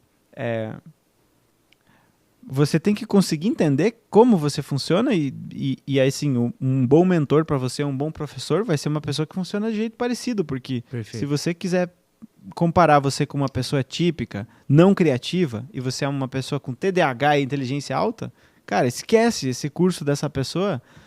Não vai servir para nada, nem você ter participado do processo de venda do curso, você não vai aprender, porque ele vai vender de um jeito que você nunca vai vender. Talvez ele vai vender pela insistência, pelo método e pela constância, e você vai vender pela criatividade. Eu conheço pessoas, né, que têm neurodivergência, assim, que assim, o negócio delas é, assim, você diz, caramba, como é que essa pessoa inventou esse negócio? Nunca ninguém fez isso aí, ela fez e dá certo. Então, assim, nem o método de você convencer a pessoa que o teu produto é bom vai ser diferente, que dirá o jeito que a pessoa consome. Então, é tudo diferente. Mas essa percepção de vai ser mais difícil para mim, concordo, vai ser mais difícil para você, só que o que você pode olhar vai ser mais difícil para mim por quê? Porque eu sou mais criativo ou porque eu sou mais inteligente? Tá. E qual é o benefício de eu ser mais criativo e ser mais inteligente depois que começa a dar certo de um jeito que fica mais tranquilo? Legal. Então, para mim, é interessante porque eu ligo a câmera e eu consigo falar 3 horas sobre um negócio que eu nem estudei. Por conta da criatividade, vem coisa na minha cabeça que eu nem lembrava que eu sabia. E eu acho incrível isso, eu acho isso interessantíssimo. Então, assim, agora que já está mais confortável, eu prefiro ser eu do que ser esse cara que fica falando a mesma coisa e tá trilionário. Porque eu acho mais divertido trabalhar. Porque eu funciono dessa forma. Então, você, assim, conseguir ter carinho pelo jeito que você funciona e você conseguir entender, assim, que tipo de empreendedor eu posso ser, que tipo de dono de negócio eu posso ser. O cara mais criativo, o cara mais disruptivo, o cara mais constante, o cara mais previsível. Então, se você tem criatividade, se você tem neurodivergência, alta inteligência, altas habilidades, com certeza você vai ser um pouco diferente. E aí, por exemplo, vamos pegar o meu caso. Comecei a falar de altas habilidades. Aí eu sou uma pessoa que tem uma inteligência acima da média e uma criatividade alta. E também uma amabilidade alta. Diria que são as 3 características que eu posso citar para exemplificar isso aqui. Aí eu comecei a fazer conteúdo em 2020, em audiovisual. Assim, antes eu escrevia em blog. Eu escrevi em blog 1 ano, aí eu aprendi assim, tá, como é que eu consigo explicar as ideias? Agora eu comecei a fazer conteúdo em áudio. Aí eu tinha um celular Motorola, aquele Moto Play, eu botava uma meia e falava, porque senão dava aquele... estourava o som. Um ventinho. Aí eu fiz o meu episódio no Spotify lá, sei lá quantos episódios, centenas, com a meia no negócio. Depois, eu falei, agora eu acho que eu tô confiante para fazer vídeo. Aí eu devo ter feito uns 200 vídeos que eu deixei privado, escondido ou deletei. Nossa. Então agora eu fui na casa de um cara, dias atrás, um cara que é médico, tem 6 milhões de seguidores no Instagram e 4 milhões de inscritos no YouTube. Ele falou, cara, como é que tu faz esses vídeos, meu? Como é que tu faz esse roteiro? Como é que eu falei, cara, não tem roteiro. Ele falou, tá, como é que é então? Eu falei, assim, isso foi ao longo de toda essa época aí, né? Eu pensando, cara, eu preciso fazer o negócio ficar entendível, exemplificável, memorável. Então eu falei pra ele, eu faço o seguinte, primeiro eu penso, qual é a ideia do vídeo? Aquele vídeo que você tava falando, né? O dia em que eu saí chorando da terapia. Essa é a ideia do vídeo. Uhum. Então, por que eu saí chorando da terapia? Porque eu não estava sendo entendido. Essa é a ideia abstrata. Agora eu começo a contar a história real. Aconteceu que eu fui lá, falei tal coisa, o cara falou tal coisa. A história é real. O exemplo. Por exemplo, quando você está não sei o quê. Então, sempre falo o exemplo, sempre faço uma analogia, sempre ilustro a situação acontecendo. Aí o cara sai do vídeo, ele entendeu o conceito, ele entendeu os exemplos, ele associou com uma coisa que ele já sabe, que daí facilita o aprendizado, e ele tem a história para lembrar para sempre. Aí você diz, nossa, que conteúdo fantástico. Só que foi assim, batendo cabeça e todo esse tempo treinando, né? E aí, por que eu comecei esse raciocínio mesmo?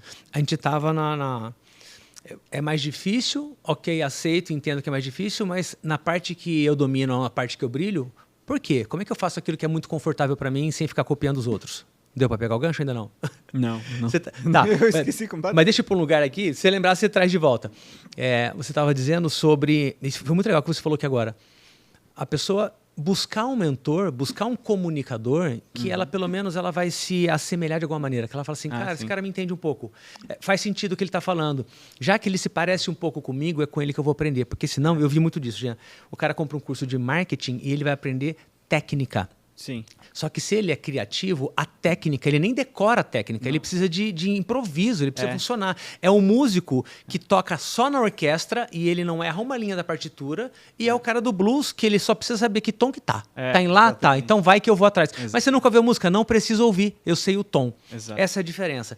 E, aproveitando o gancho para a galera que está assistindo a gente aqui, você que é psicólogo, terapeuta, que se enquadra em alguma categoria de altas habilidades, superdotação, neurodivergente, né, o TDAH e coisas do tipo.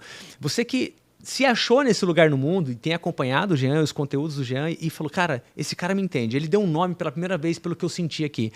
A gente está bolando um programa para ajudar terapeutas, psicólogos, pessoas que querem trabalhar online, trabalhar no digital, trazer clientes, trazer pacientes. E aí é o seguinte... É do Jean para você, que é o que ele domina na parte de conteúdo, tudo isso que ele falou aqui agora, que ele está transformando num método. E a minha parte para você, que é marketing digital, o tráfego pago, simplificado e vendas, de uma maneira que não é técnica pura, não tem números. Você vai aprender com uma pessoa que provavelmente é parecida com você. E você está assistindo até agora, né, Jean? É porque você se identificou com a gente aqui. Então, logo a gente vai trazer isso à tona. Da turma que você conhece, Jean, agora dos terapeutas, tirando os neurodivergentes, os terapeutas e os psicólogos, você sente que eles têm uma dificuldade de cobrar, de fazer marketing, de se comunicar, e muita gente está até saindo da psicologia e virando Uber por conta disso? Demais, demais. Tem uma dificuldade de, é isso aí mesmo, fazer marketing, gerar desejo, fazer a pessoa entender o valor do que você faz, e aí achar que tudo isso é justo e que merece um valor X, né? Então, por exemplo, aconteceu ontem comigo isso. Uma das pessoas que vende a nossa pós-graduação, eu peço para ela gravar e depois eu olho, né? Aí eu fui lá e ela estava falando, tentando convencer a pessoa de vários benefícios que tinha. E aí eu disse, cara, tá esquisito isso, não é por essa via. Eu falei para ela, ó, faz o seguinte, você não está fazendo a pessoa perceber a coisa real, você não precisa mentir e nem inventar nada para você fazer a pessoa entender que esse curso é interessante. Olha só o que... Daí eu falei para ela, olha o que está acontecendo no mundo, tá? Quando eu entrei na faculdade, em 2013, ninguém sabia o que era depressão. Aí começou a bombar gente falando sobre depressão. Em 2020, ninguém sabia o que era TDAH. Aí o Simon, aquele meu amigo meu que fala sobre TDAH, disse, cara, eu comecei igual você, não tinha ninguém falando de TDAH, igual você falando de altas habilidades, tinha pouquíssimas pessoas dentro da internet falando. Eu comecei lá em 2020 e não tinha ninguém. Olha quanta gente tem falando de TDAH hoje, assim, um mar de gente. Muito. Mesma coisa aconteceu comigo. E eu falei pra ela assim, ó, traz esse raciocínio pra pessoa, que as pessoas que vão querer comprar nossa pós em HSD são pessoas inteligentes. Você só precisa mostrar pra elas o que tá acontecendo.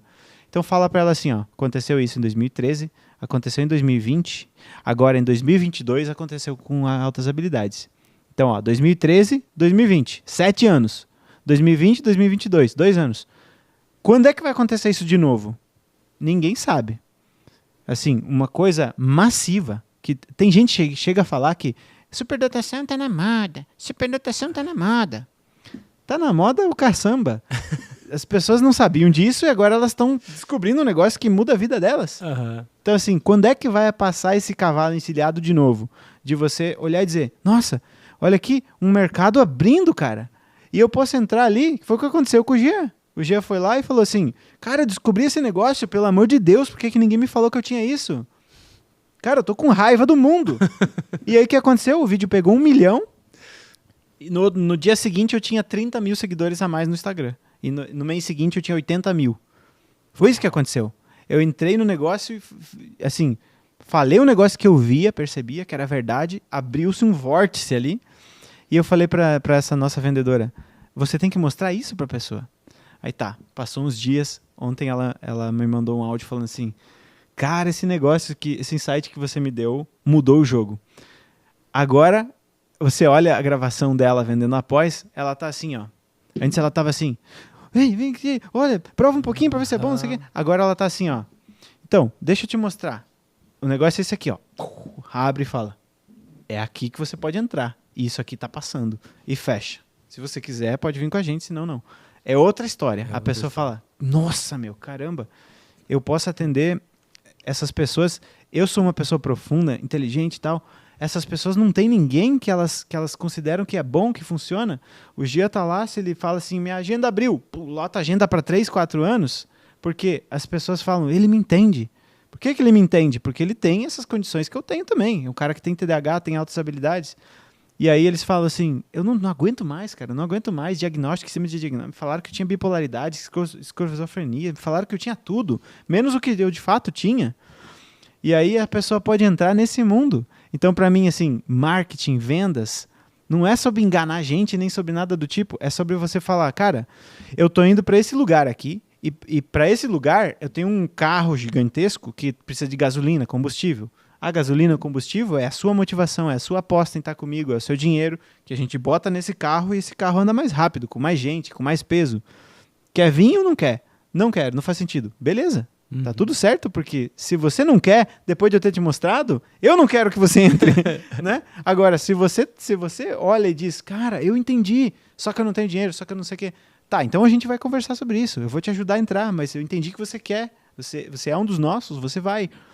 Mudou 100% o jogo, né? Então, de uma coisa que ela tava ali meio insegura, tentando falar pra pessoa, eu preciso que você veja o negócio que a gente tá fazendo como valoroso. Foi assim, tá, entendi, você tá vindo para ver uma coisa que eu tenho de valor. Ó, o que eu tenho é isso. Eu quero entender se você é a pessoa que percebe esse valor ou não. Se você não percebe esse valor, eu nem vou entrar muito. Eu vou, assim, mostrar e dizer, tá, beleza, então, se você quiser, a gente chama a gente e tal. Agora, se eu vejo que brilha o olho da pessoa, e aí eu vi uma gravação onde aconteceu justamente isso. A mulher tava olhando, ela pensou... Eu li a cabeça dela pensando assim, caramba, meu, eu tô atendendo ali, fazendo sessões e eu não sei como dizer o que eu faço, e não sei como explicar o que eu faço e tal. E aí agora eu consigo achar uma pessoa que vai falar assim, nossa, ainda bem que eu te encontrei, e ainda bem que você oferece esse serviço. Que as pessoas me falam, cara. Obrigado por vender pra mim. A minha sessão é cara, as pessoas me agradecem. Falam assim, cara, obrigado. E elas não falam obrigado por vender pra mim, elas falam obrigado por existir. Uau. Olha que coisa bizarra. Obrigado por existir, porque só a tua existência me deixa calma. Por quê? Porque você tá me dando uma luz absurda. Então, pra mim é sobre isso. E aí, quando eu faço um vídeo no YouTube, quando eu faço um Reels ali, que eu me preocupo com a roupa que eu vou vestir, se tem livro atrás ou se tem um objeto metálico atrás, se a voz está aveludada ou se está estridente, se eu começo com um gancho forte ou não, se eu conto história ou não conto história.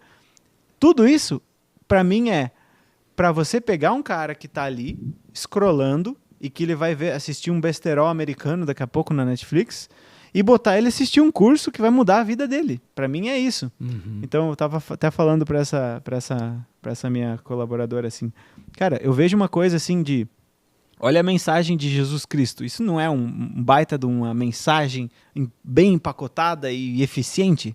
Porque você olha e fala, nossa, que sabedoria tem essas coisas que esse cara ensina. E olha como se disseminou isso pelo mundo. Então é muito mais sobre isso. Eu acredito nisso, e isso muda a vida, e eu quero que você ouça. É muito mais nessa linha. Só que daí, quando você sabe, né? O mercado da onde a gente vem é outra coisa. É assim, como é que eu faço para entulhar mais gente lá dentro e vender mais?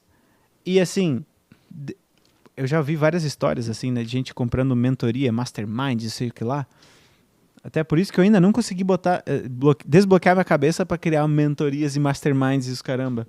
Porque tive tanta história de gente falando assim, contratei a mentoria, aí, cara, o que acontecia? O mentor não aparecia no grupo e não conseguia agendar com ele nenhuma conversa.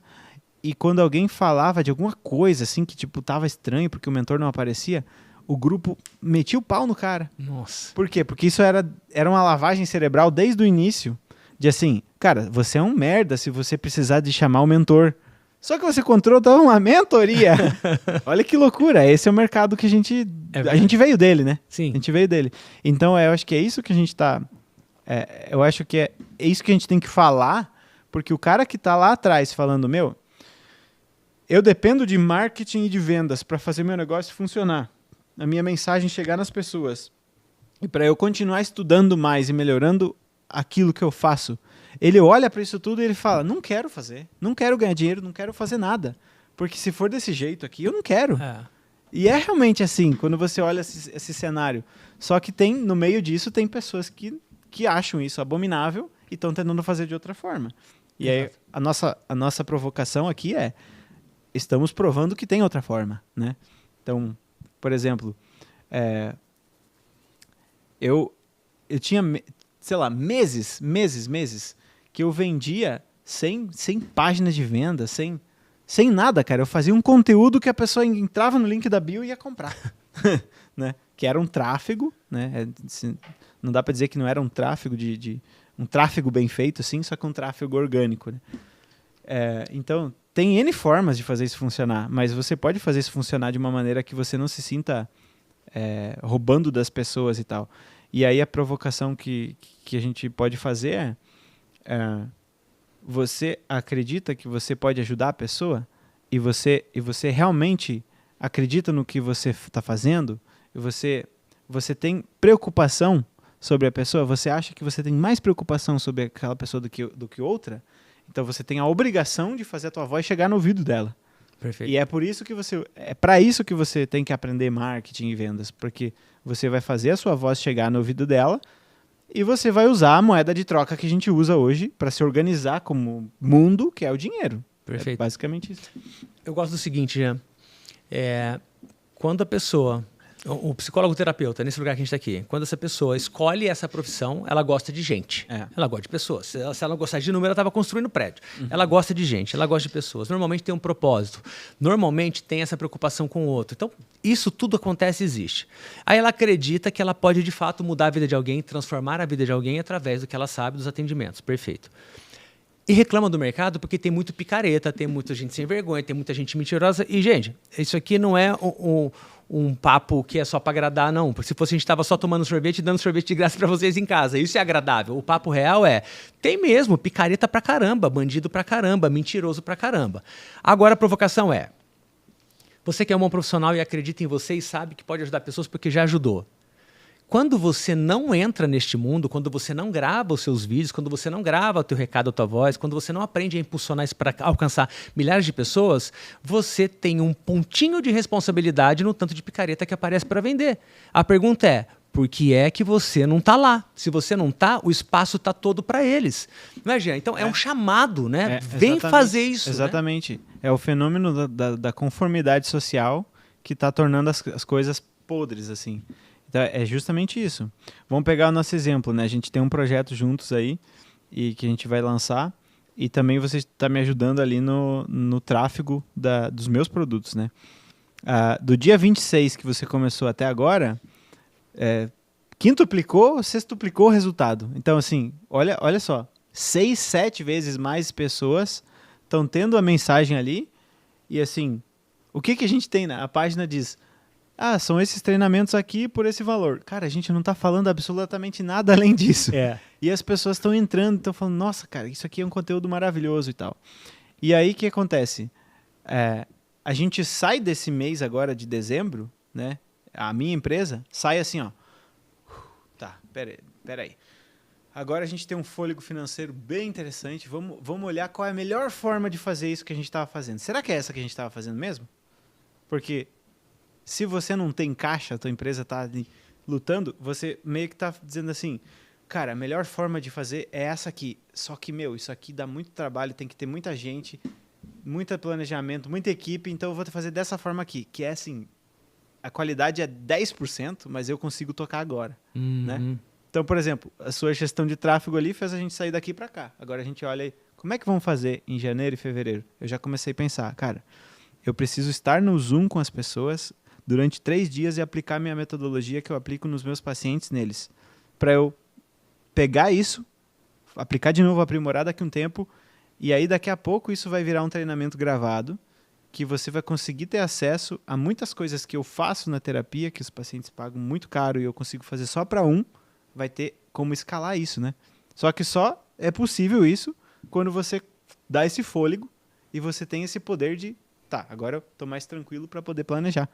Então, as pessoas que estão aí, que têm essa boa intenção, elas têm que pensar, assim, mais na historinha do Robin Hood, né? Vamos, mas não, assim, tirar dos ricos para dar para os pobres. Não, é assim, Se você acha que você tem mais capacidade de organizar as coisas, então você tem que tentar trazer recursos para você, porque recursos são poder de decisão. Perfeito. Né? O Jean lá de 2020, cara, ele tinha as mesmas ideias que eu tenho agora, só que ele falava e ninguém ouvia. Agora milhões de pessoas ouvem. Então, assim, um monte de pais chega no consultório e fala: não gostei do atendimento desse cara, me falou que eu sou bipolar em 10 minutos, tá errado. Antes o cara ia dizer assim: tá bom, deixa eu tomar o lítio aqui, saía tremendo, igual eu saí tremendo assim, né? Não conseguia nem levantar um copo de fraqueza. Então a provocação que a gente faz é: talvez as coisas estão quase todas assim, estragadas e podres, justamente por isso. Igual o fenômeno da conformidade lá do Salomon Asch. As pessoas chegavam e falavam: nossa, olha lá, essa TV é preta. E todo mundo falava: a TV é branca, a TV é branca, a TV é branca. E quando chegava na hora de você falar, você dizia, por medo, você dizia: a TV é branca. Você sabe que não é branca, só que você tem medo. E é justamente isso que acontece. Se a maioria das pessoas estivesse fazendo um marketing, vendas assim no Brasil, muito preocupadas assim: eu fiz um bom produto, um bom serviço, agora eu tenho que fazer você enxergar isso. Só. Se tivessem fazendo assim, o cara que tá lá dizendo assim: eu vou mudar a sua vida e você vai ficar milionário e rápido e não sei o quê. Esse cara ia sentir vergonha de fazer isso. Ele não ia ter espaço. Porque ia ser o contrário. Ia ser ele chegando querendo dizer que a TV é branca, quando todo mundo tá olhando pra ele: você tá maluco? Não tá vendo que é preta? Tá doido? Sai daqui.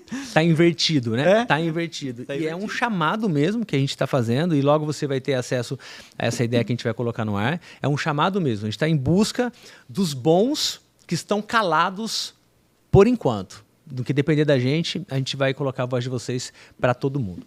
Jean, a importância agora pegando essa janela que você trouxe, a importância agora do psicólogo, da pessoa que já tem uma formação acadêmica, de fazer uma pós com um assunto que foi recém-descoberto, que você trouxe à tona, e além de trazer o conhecimento e melhorar o atendimento e a resolução de problema dos outros, o filete de mercado que se abriu agora para esse assunto, que ainda tem pouca gente atendendo. Como que é o sistema de pós que você tem para quem está interessado em avançar? Tá. Então, a pós que a gente tem em HSD e dupla excepcionalidade, ela é muito mais um laboratório e um centro de pesquisas do que um curso. Não que não tenha aulas. Tem aulas, mas assim, eu estou pensando cada vez mais em isso ser muito diferente do que a gente costuma ter.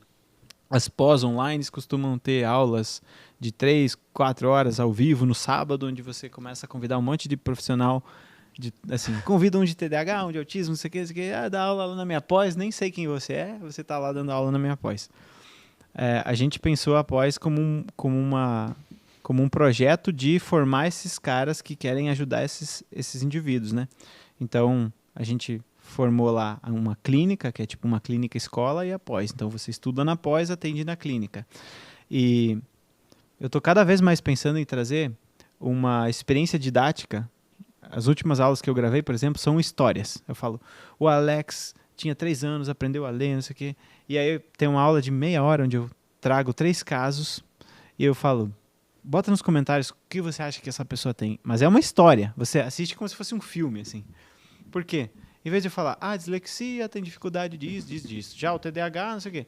Eu trago uma história. E você imerge naquilo e você vai lembrar quando estiver atendendo um paciente: nossa, a história lá que o Jean contou, o menininho, ele sabia escrever e tal, mas ele demorava.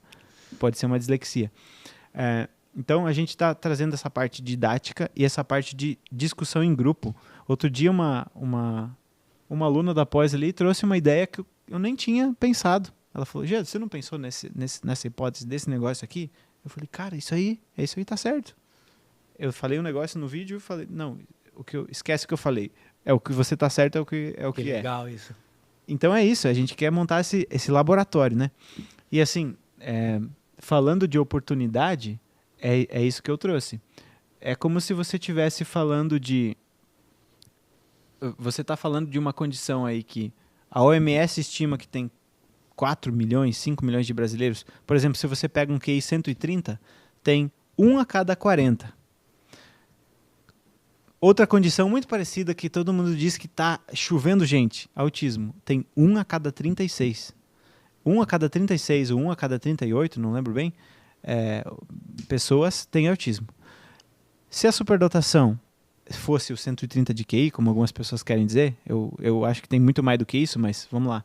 Pegando se for só 130 de QI, estatisticamente as pesquisadoras que falam disso estimam 1 a cada 40 pessoas.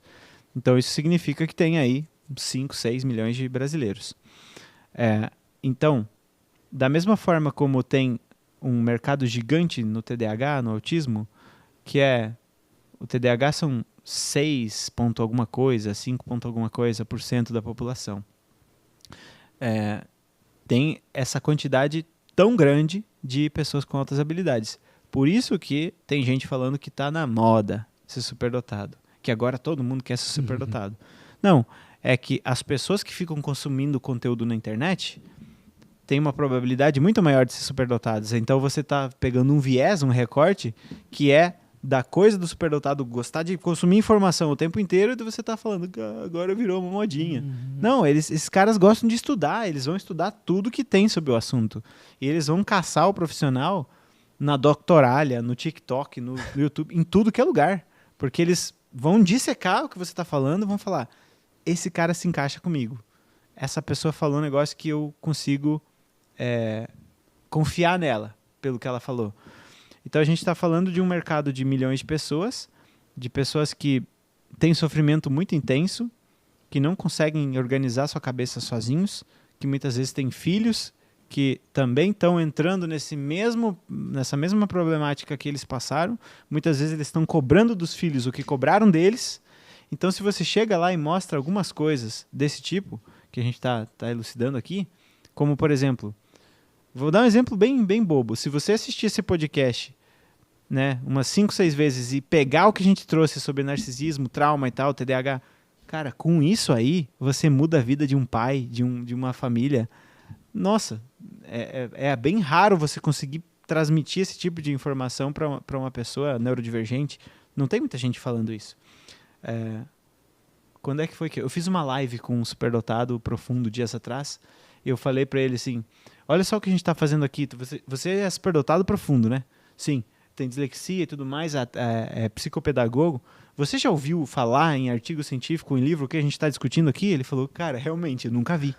Então, olha só o que a gente está fazendo, cara. A gente está criando um conhecimento que daqui a pouco vai estar nos livros e nos artigos. As pessoas vão começar, aquela visão lá do TDAH como uma manifestação ambiental e tal, de propensões genéticas. Vou escrever um artigo sobre isso, escrever um livro, né? Mas a gente está criando um movimento de conhecimento que está começando. Então, assim, você entrando agora, a sua voz é amplificada em 1000. Eu não sou a pessoa que sei mais sobre superdotação no Brasil.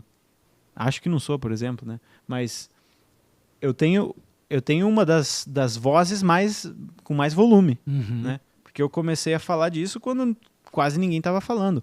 Ou tinha pessoas falando, mas não tinha tanto apelo, né? Não tinha tanta firmeza assim nas posições, não tinha um posicionamento.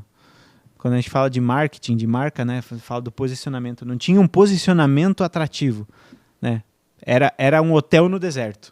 Um hotel de luxo, um resort no deserto. Cara, o que eu quero saber de um hotel no deserto? Me bota um hotel em Copacabana. Aí é legal. Então, é o mesmo hotel, só que está posicionado diferente. Né? Então, é o mesmo assunto. É HSD, é superdotação. Só que agora tem esse cara falando de como o superdotado sente. Essa pós é a superdotado de dentro para fora. Estudado de dentro para fora. Como eu vejo o mundo. Como ele sente o mundo. Como ele sente as relações. Como que ele sente o trabalho. Como que ele percebe a realidade. E não qual é o QI que determina a superdotação. O que fazer na escola para acelerar ou não. Cara, pelo amor de Deus, esse negócio é simples de resolver. Vamos resolver um negócio que é sério mesmo, que é como fazer essa pessoa ficar confortável no escafandro que ela vive, né? Aquele filme do escafandro e a borboleta. Cara, eu tô sentindo que o mundo é pesado para mim, porque eu quero me mexer, criar, e todo mundo quer que eu fique encaixotado. Então é uma questão assim, realmente, não sei quantos anos mais tem para isso ser tão novidade, tão e você ter esse poder de amplificação tão grande, né? Eu imagino que mais uns 2 anos vai ter muita gente falando disso. Quando eu comecei, tinha assim, eu contava nos dedos pessoas que tinham mais de 20 mil seguidores falando de HSD, contava nos dedos. Agora, só na minha pós-graduação tem 6, que tem mais de 50 mil seguidores. Então, cara, daqui a 2 anos você vai olhar, nossa, por que eu não entrei antes, cara? Eu gosto de estudar esse assunto, eu gosto de estudar e ajudar essas pessoas, eu me identifico com isso, só que agora, para eu ser ouvido, eu tenho que gastar um caminhão de tráfego. Eu tenho que gastar um caminhão assim, fazer um monte de conteúdo, ser extremamente mais persuasivo, ser muito mais cirúrgico. Então, eu acho que é essa a oportunidade, assim, é como se fosse... não tem muito mais o que falar além disso, porque se o cara não viu isso, não vai conseguir trabalhar com esse público. Porque se você não viu isso, não percebeu isso, não entendeu, então a sua inteligência não consegue capturar isso tudo, ler isso tudo, e provavelmente o superdotado vai te abarrotar de coisas, você vai se sentir agoniado, não vai conseguir trabalhar com ele. Falar um pouquinho sobre a oportunidade de mercado. Eu tô online, cara, desde 95, quando a internet chegou no Brasil, né? Eu era um office boy da redação de um jornal, descobri a internet aos 15 anos. A galera não queria estudar a internet. Deixa a internet com a molecada. O que falaram ali, já é moda. Essa coisa de internet não vai pegar, é moda. Cara, eu ouvi isso em 95, eu tava lá. E aí, ainda bem que entregaram a internet pra molecada, eu fui estudar a internet, mexer no computador, entrar no Netscape, descobrir tudo aquilo. Me apaixonei pela ideia da internet. Logo aprendi a programar sites. Não tinha curso na época, por quê? Existiam os sites e não tinha. Era que nem IA no começo, agora tem, mas não tinha. E fui aprendendo meio que autodidata. Aprendi a programar HTML, depois aprendi a programar Flash, aqueles sites que piscavam um monte de coisa. Depois saíram sites de arrasta e solta, foi um alívio, não preciso mais programar, porque agora está tudo ali. Então, teve um grande boom da internet. Teve um momento na internet, que você vai se lembrar, que as pessoas investiam que nem terreno. As pessoas compravam domínio para vender o domínio. O caso mais famoso está no Google. Dá um Google aí que você vai ver. O caso do domínio pizza.com. O cara comprou, acho que ele pagou por 10 anos, ele pagou $10 por 10 anos, alguma coisa muito pouca assim, e ele vendeu esse domínio, se eu não me engano, por $5 milhões. O domínio pizza.com. Por quê? É um terreno, ninguém mais tem, só ele. Exato. Então, eu vi o boom da internet, depois isso caiu. A gente viu a movimentação de câmeras, a Cybershot, a câmera digital. Eu vi a virada, gente, só tenho 45 anos, tá? Não são 90 não, mas eu vivi isso que eu estava trabalhando desde cedo. Então, eu vi a câmera de filme que você tirava foto, revelava depois, e a câmera digital, eu vi isso acontecer, as câmeras profissionais, eu vi isso acontecer. E toda vez que surgiu, o mercado ficou muito aquecido, muito forte, muito grande, mas ainda assim, naquela época, gente, as pessoas não ficavam muito ricas, as pessoas faziam um bom dinheiro. Com o digital, a gente vê pessoas, entre aspas, comuns, que são bons profissionais, criando um livro, criando um e-book, criando um método, indo para o online, gravando vídeos e pessoas ficando ricas, milionárias. Isso não é uma promessa, a gente não somos esses caras, tá? Mas a gente viu isso acontecer, pessoas boas e honestas vendendo online e realmente fazendo milhões, ficando ricas, etc. E o que a gente vê agora nesse momento é um grande mercado financeiro, ao mesmo tempo que uma grande oportunidade de você tratar direito a pessoa que você vai cuidar. Porque, Jean, como é um psicólogo que vai atender um superdotado com altas habilidades e ele desconhece o assunto? Como é? Não é, porque só tem uma sessão só. A sessão que você é avaliado pelo paciente e descartado. O paciente não volta. Não volta. Não volta. Não tem como. E aí, muito psicólogo que faz a primeira sessão e não vende o resto depois, talvez assim, eu não sei porque as pessoas não voltam, deve ser preguiçoso, ele não quer tratar. Exato. Será que você está qualificado para esse tipo de paciente ou cliente que apareceu para você? Talvez não. Exato. E é nessa hora que surge a oportunidade de fazer uma pós para melhorar tecnicamente, cuidar melhor de pessoas e, profissionalmente falando para vocês agora a respeito de marketing e vendas, o mercado está gritando por profissionais e não tem o suficiente para atender a demanda. Essa é a hora. Exatamente. A Daniela ficou 2 anos na frente do WhatsApp da nossa clínica e ela sempre falando, tem que fazer isso, tem que fazer aquilo, tem que fazer isso para profissionais, tem que ensinar isso para os pais. Ela falando assim, cara, não tem jeito, não tem jeito da gente achar gente para...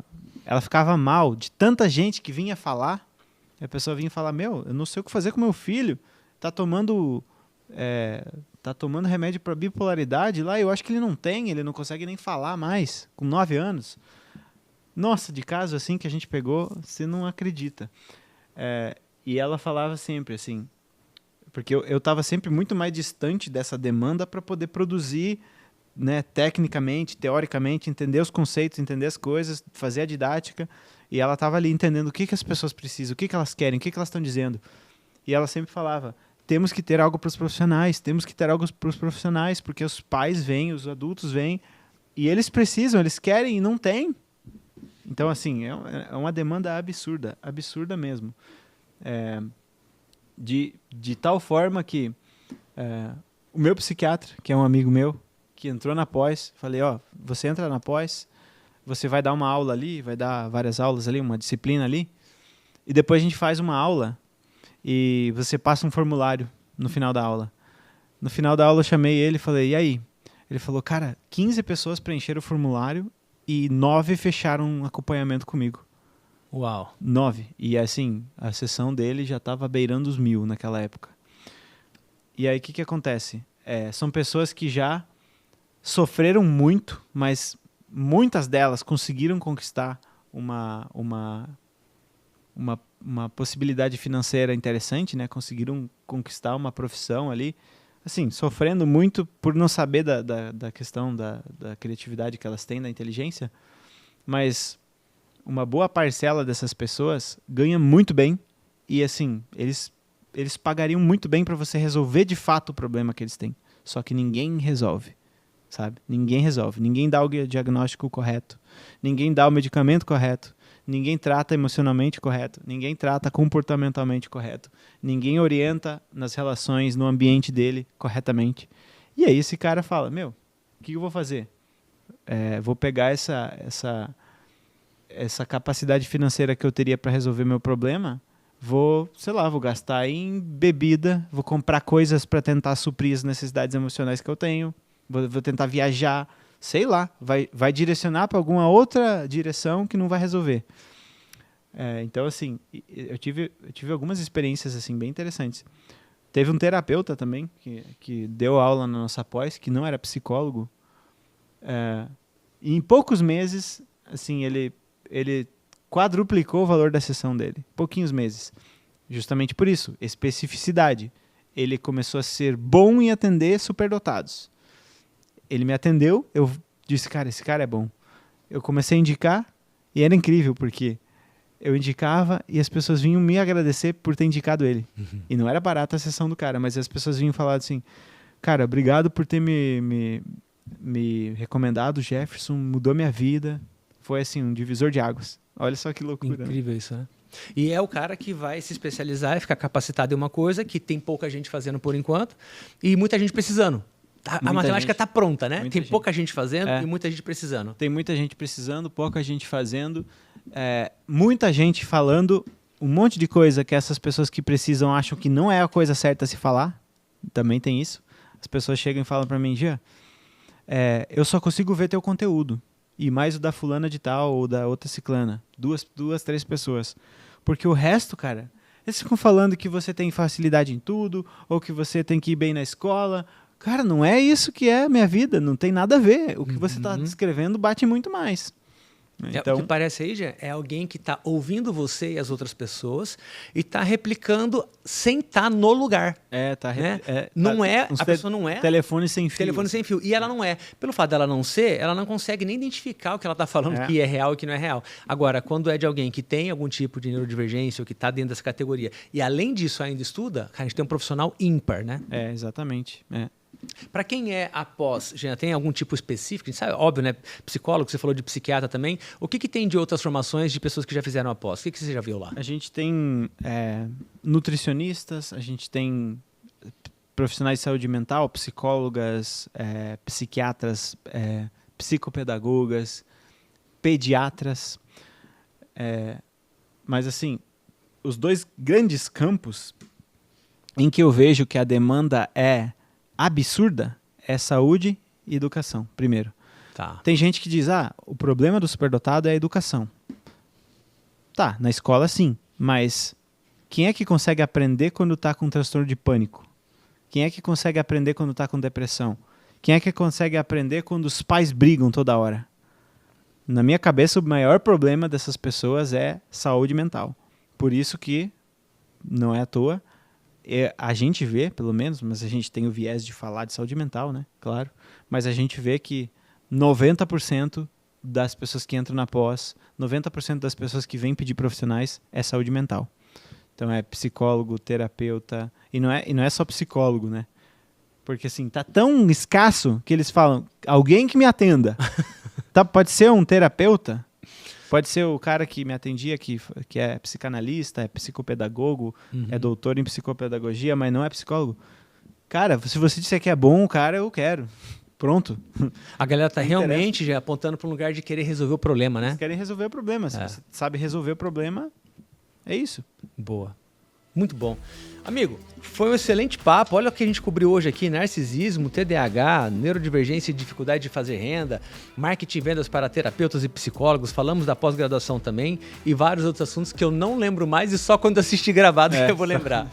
Foi muito bom, querido. Obrigado mais uma vez pela presença. Tamo junto e vamos continuar desenvolvendo e levando a sua voz para o mundo inteiro. Conte sempre comigo. Valeu. Foi um prazer. Você que nos acompanha aqui no Newcast, se inscreva no nosso canal, deixe seus comentários aqui, deixe suas dúvidas. Eu vou deixar o Instagram do Jean aqui na descrição do vídeo. E você vai ter acesso também aos cortes que também vão para o Instagram. O meu Instagram está aqui, o do Jean está aqui. Todos os detalhes estão na descrição do vídeo. E se você um dia quiser ser entrevistado por mim, participar aqui do Newcast, é só entrar em contato também com a minha equipe. O link vai estar na descrição aqui no YouTube. A gente se vê em breve. Até a próxima.